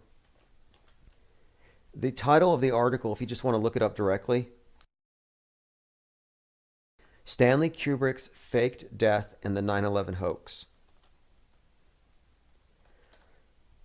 I'll put a link in the chat. We'll continue this discussion, build on this Metascript analysis as we go on. Someone just tweeted something at me. I have to share it. Friend, the singer for the national anthem. Here she is, hanging out with Mr. Rothschild, posing in front of a picture of... Anyway, interesting painting. Not surprising or shocking to see the two of them together. What are they trying to tell us? All right, I hope everybody had fun. We'll see you all tomorrow. Subscribe. Join us tomorrow if you can. Darkmatter.radio will be next, and that's in the morning. Away from Earth into the black void. Stars from the lunar surface or on the daylight side of the moon. It's not a black void. I mean, it's black, but there's all kinds of polka dots. Space is fake AF. There's more than stars. You can see planets. You can see moons. You see the gas.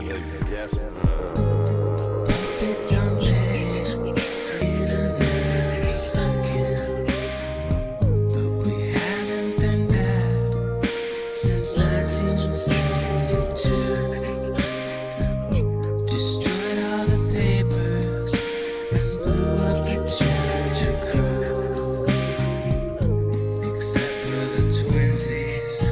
Space is fake AF. Space is fake AF. Look out into deep space away from the sun. Hey, space boy, you broke my rocket man heart. Where are all the tomfoolery? What happens if you get a leak on that? You have a leak. IPR reporters, I did send out the link via Patreon. Just go check it. It's actually free for you this time. Go pick up your press passes. Go to infiniteplane.media if you want to order a press pass. Why we started doing these, and we gave out a bunch of them, is so that people could go check to see if there was really a pandemic. And turns out there wasn't one. Front row at Yorba Linda when the hero of Chazistan, basically at all the different riots. If something's burning down, we're going to have somebody nearby. We didn't have anybody at King Soopers on time, but it will be the case, I think, in the future that we'll be swarming on these events as they unfold. Only Kubrick direct 9/11. Let me bring up a couple other things really quick here. Okay, Vibes of Cosmos. That's the name of Sturgio Studios 10 now. Vibes of the Cosmos. Chris Farley died at 33. James Belushi, 33. Phil. Someone posted that in the forums. Appreciate it. More puzzle pieces. And that's really how I view these. Again, the shooter at King Soopers, at that super psyop, looking like a Masonic initiate, was handcuffed and escorted away by 2 cops at 3:30. What are the odds? I think the photography gives this thing away as a massive hoax. New reality TV show is looking for Earth's first space hero. So we have basically people are going to be sent to space to do a TV show.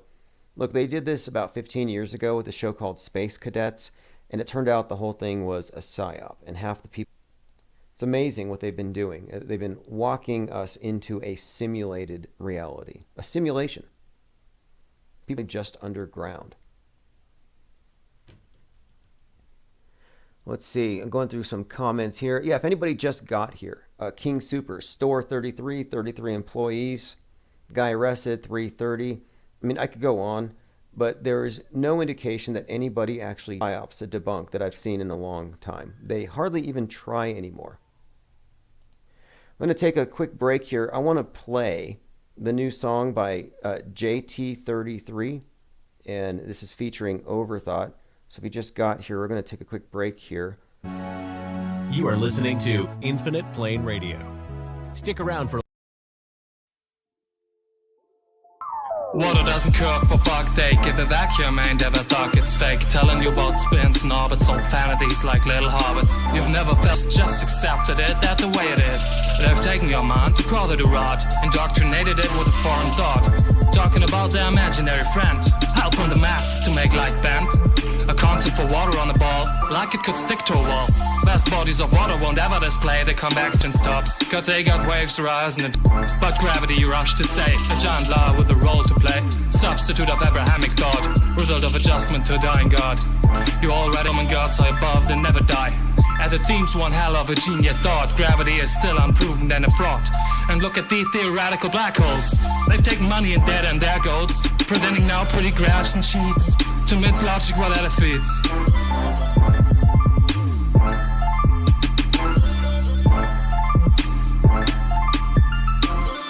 By virtue of an object's mass alone, no attraction to its center was ever shown. Mathematically doomed and believed. Many generations got deceived. Elf shooting in elliptical orbit, avoiding A360 pan at all cost. Moon landing dead or unfortunately lost, unable to evidently prove the ball. It's the mechanics of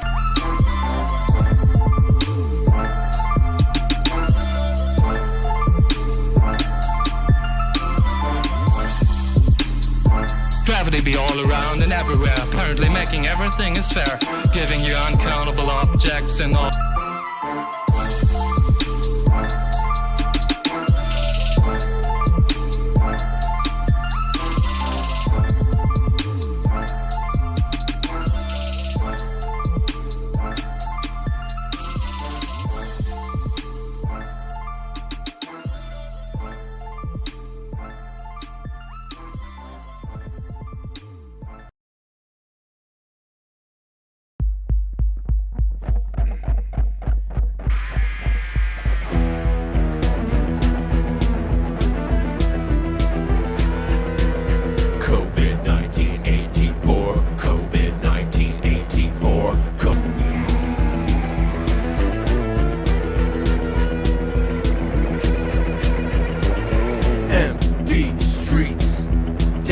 Or deceit.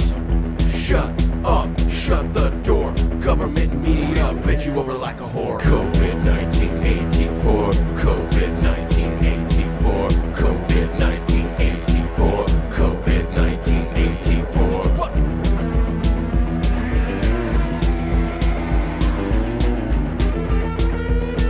My grandma's house, shut in, shut up, cover your mouth.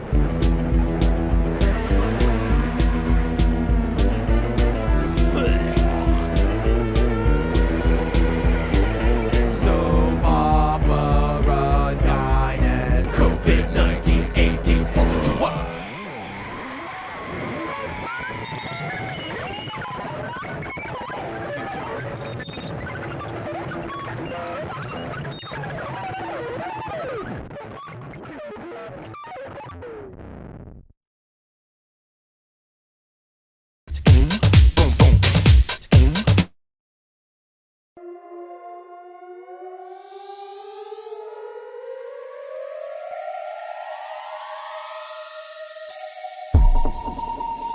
9/11 2020 was our new 9/11. And it wasn't as spectacular.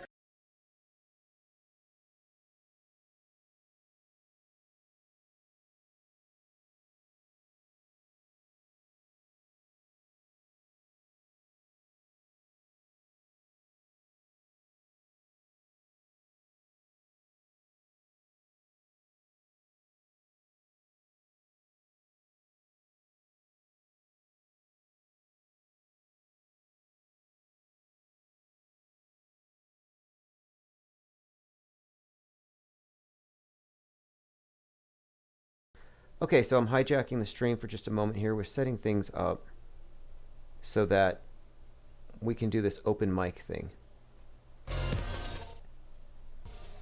So let's go ahead and get that started first of all. Put that in the chat.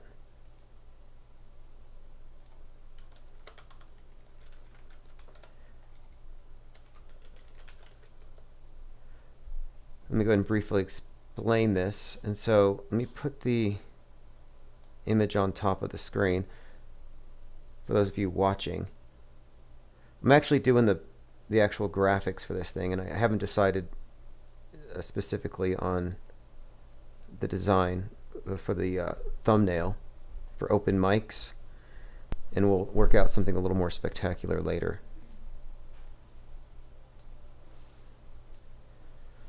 Open mic, I could do open mic for open minds, like we have open phones for open minds.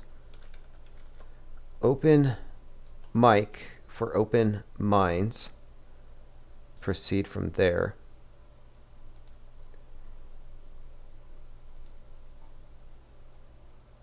Again, if you're just getting here, or if you were already here lurking from earlier, we're starting to add something here.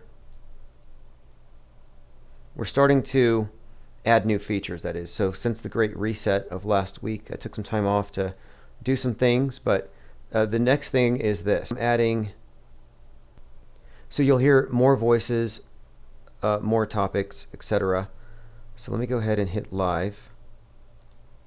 So it's on air right now. It's not a live stream, and anybody in Discord will be able to jump on and be heard. Now, I'm trying to think what I should do for the background. I mean, I could have replays going on in the background. I could find something here. In fact, let me go on to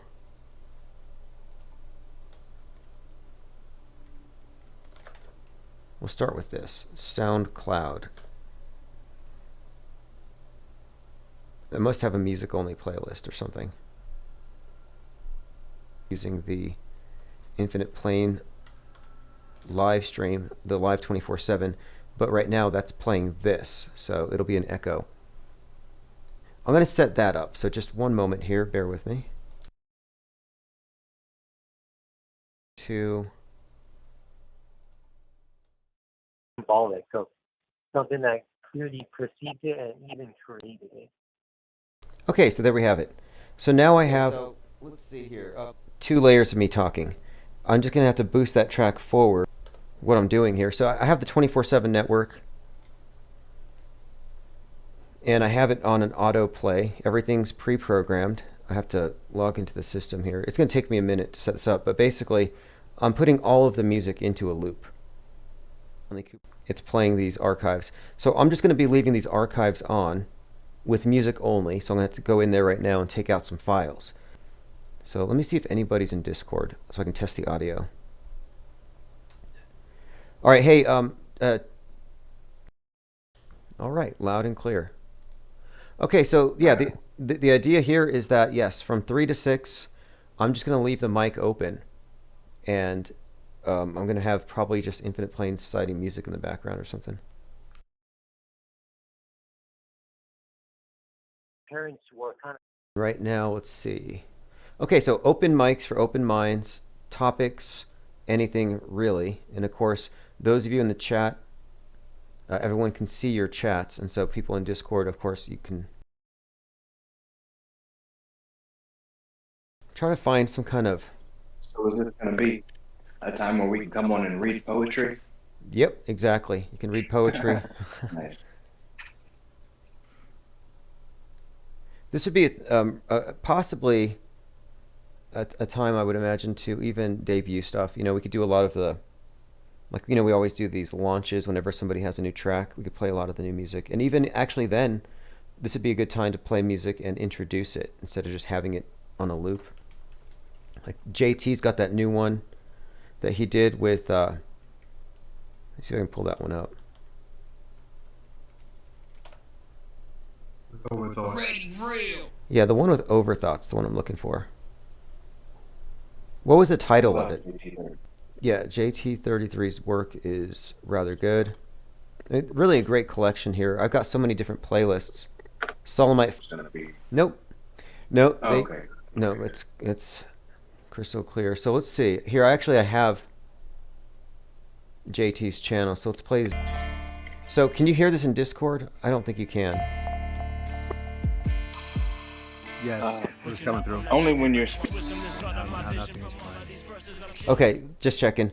Okay, so just so you know, I can have music. There's not going to be an echo, so it's not a problem. So anyway, yeah, I could actually play right now some music. You could do live DJing. Any of you could really, and we'll play the same song, but instead of playing it on YouTube, we'll play it through the Discord server. What's the command? Is it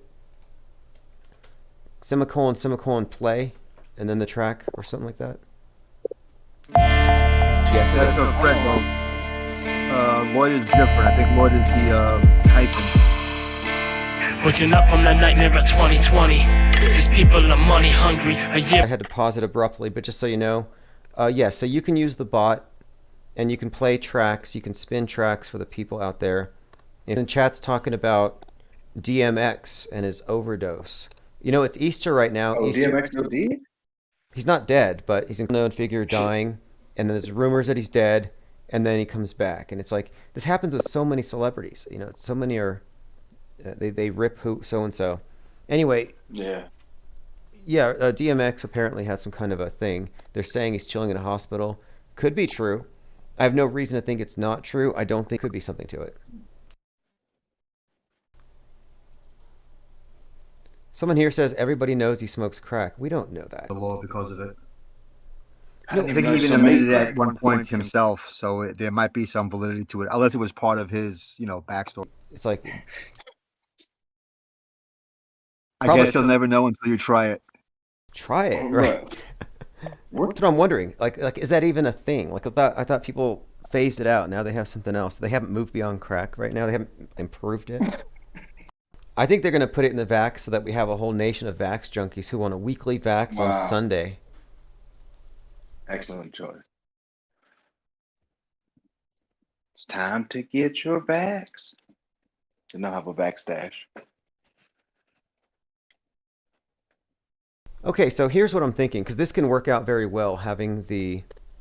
In fact, I'm going to put, so they can see what we're... chance that there is dead air during this 3 hour. I might have some light music, like I'm going to get a track, a background track that we can play while we're in here. We just got to have the volume down and have Fred Boat or whoever playing the music.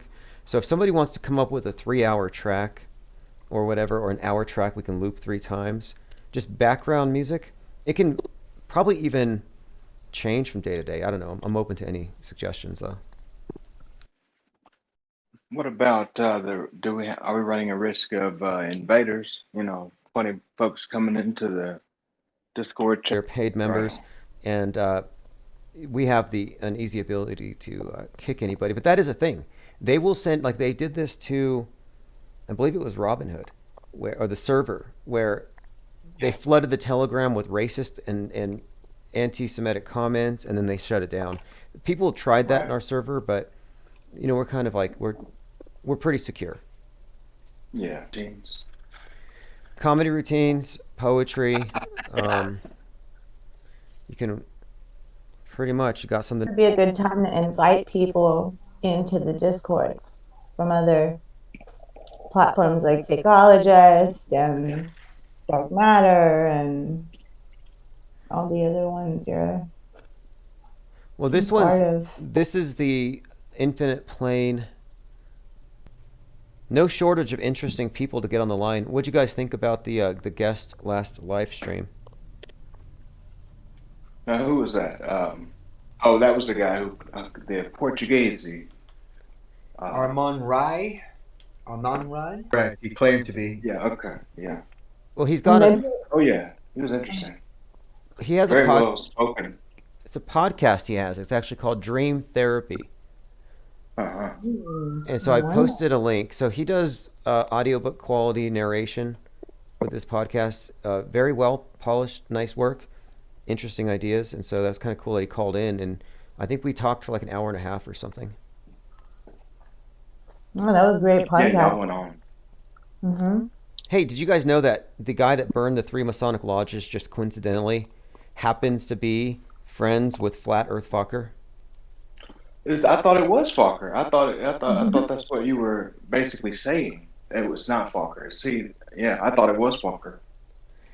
No, it was Ben Orion Arson Coleman. I mean, the name's so fake, if you ask me, but... Arson Coleman, that's his real name? It's Carlson, but it's got arson in it. His name does have Orion, and Wow. Coleman. It is Coleman. Man. Fokker worries me, though, man. I don't know. He's authentico. He's getting a whole lot of news, you know. Well, he ever since COVID. He even said, well, maybe he did it because, and I thought this was crazy, he's burning Yeah. Masonic temples. What kind of crap is that? Come on, dude. Yeah, he was justifying it. He's a co-conspirator, perhaps. Not really. I mean, I can't anyway. And nobody ever convicted the Masons of doing anything. The symbolism speaks for itself, but the symbolism is beyond just Right. Freemasons. It encompasses a body Right. of symbol. And it's interesting that it would be somebody friends with Mr. Fokker, who has been used to kind of smear all of us as, I don't know, anti-authoritarian or something. Which I am. What did you say? The news article said that he had found similarities in fake news stories concerning the number 33. Yeah, that's us, you know. Yep. Pattern recognizers. It says COVID-19 Masonic conspiracy to spy on the world with nanotech. So,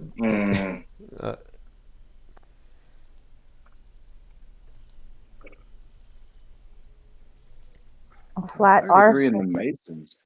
I mean, I guess you can't blame it all on them. Like you said, most of the symbols and all that, you know, all that existed before the Masons. You know, it's kind of a bad straw man for them and us. did you see the thumbnail that the Daily Beast put on their webpage as like... No. Oh. Yeah, if you search Flat Earth art with a Masonic symbol on it, and then they have it on fire, I'll put it on the screen. I actually made an NFT out of it. Because, I mean, this is a joke, but it's trusted establishment media. And it's such a clown show. They make these characters. Like, we should start doing psyops. And in our psyops, it's always like, yeah, this person worked for NBC before they did this crazy thing. So you gave them, how many did you make? Just one NFT? Or you just gave them the number one? I was going to grab one if you had some. Let me take a look. Because I get on Atomic Hub real quick. I actually think that I have here we printed about 10. So right now I see 1, 2, 3 of them still available. This is on the Atomic Hub. And actually it's the one that I made is an animated GIF. So I'll put it on the screen. I put the image on like this. Looks kind of like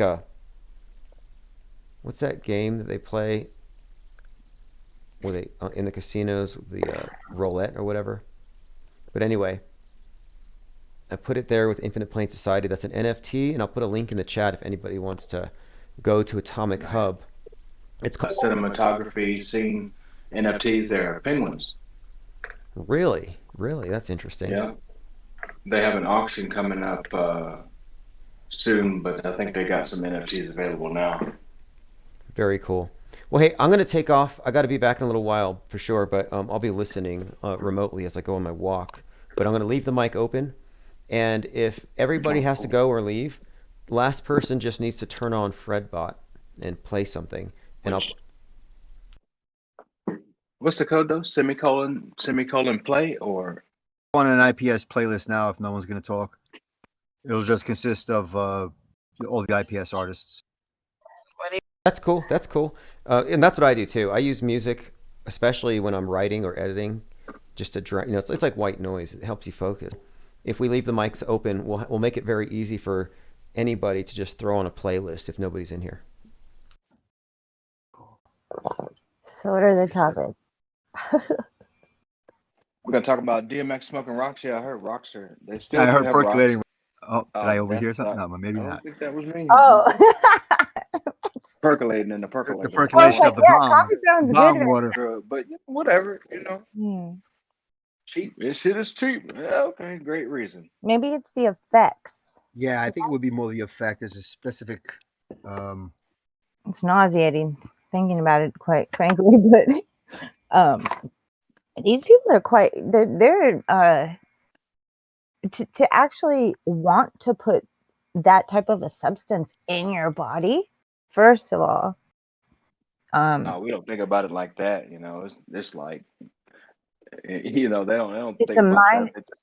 right? So it's like that mind virus that eats you. Like, oh, they can't even decipher that being an issue.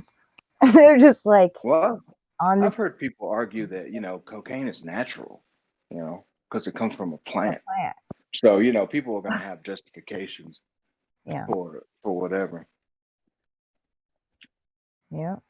Well, once it goes through the factory, it's no longer a plant. I mean, unless you dry it, you mix it with this and mix it with that, it becomes something else, and you can't really call it natural anymore. I always thought detoxing would save me, so I never really worried too much about, like I used to drink red Kool-Aid, well I did before one time or another. And I never really, was worried about my intestines getting stained or nothing like that. I mean, I don't drink red Kool-Aid now, but I always thought I could just clean myself up later on. Do the damage. Yeah, you know what? I do remember having that thought. Like, yeah, we're young. We can do whatever we want to our bodies. We don't seem to be affected much. I used to drink a lot of, Shirley Temples with the grenadine. So as a youth, I remember there was a lot of that red 40 in my drink. So I feel you on the red Kool-Aid.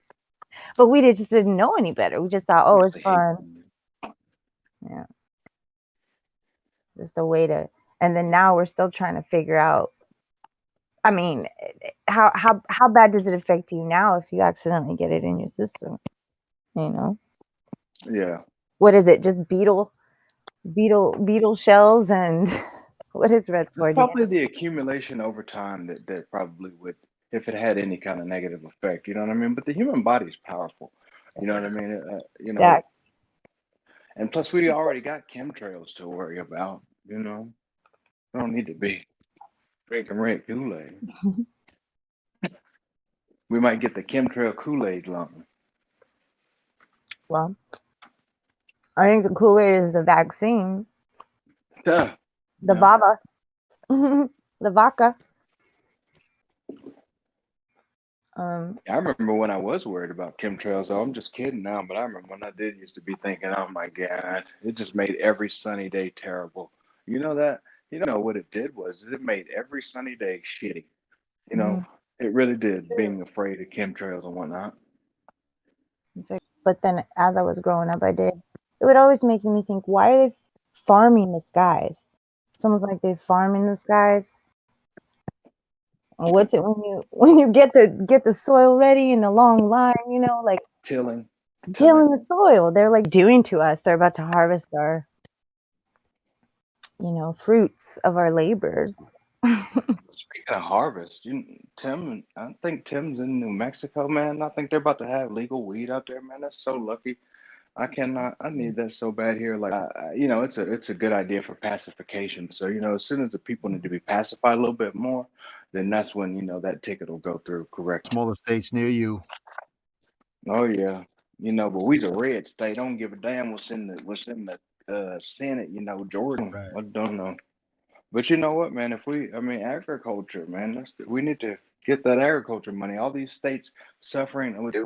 I don't know what they do in these congressional sessions, but they're bullshitting deeply. Like with the infrastructure bill.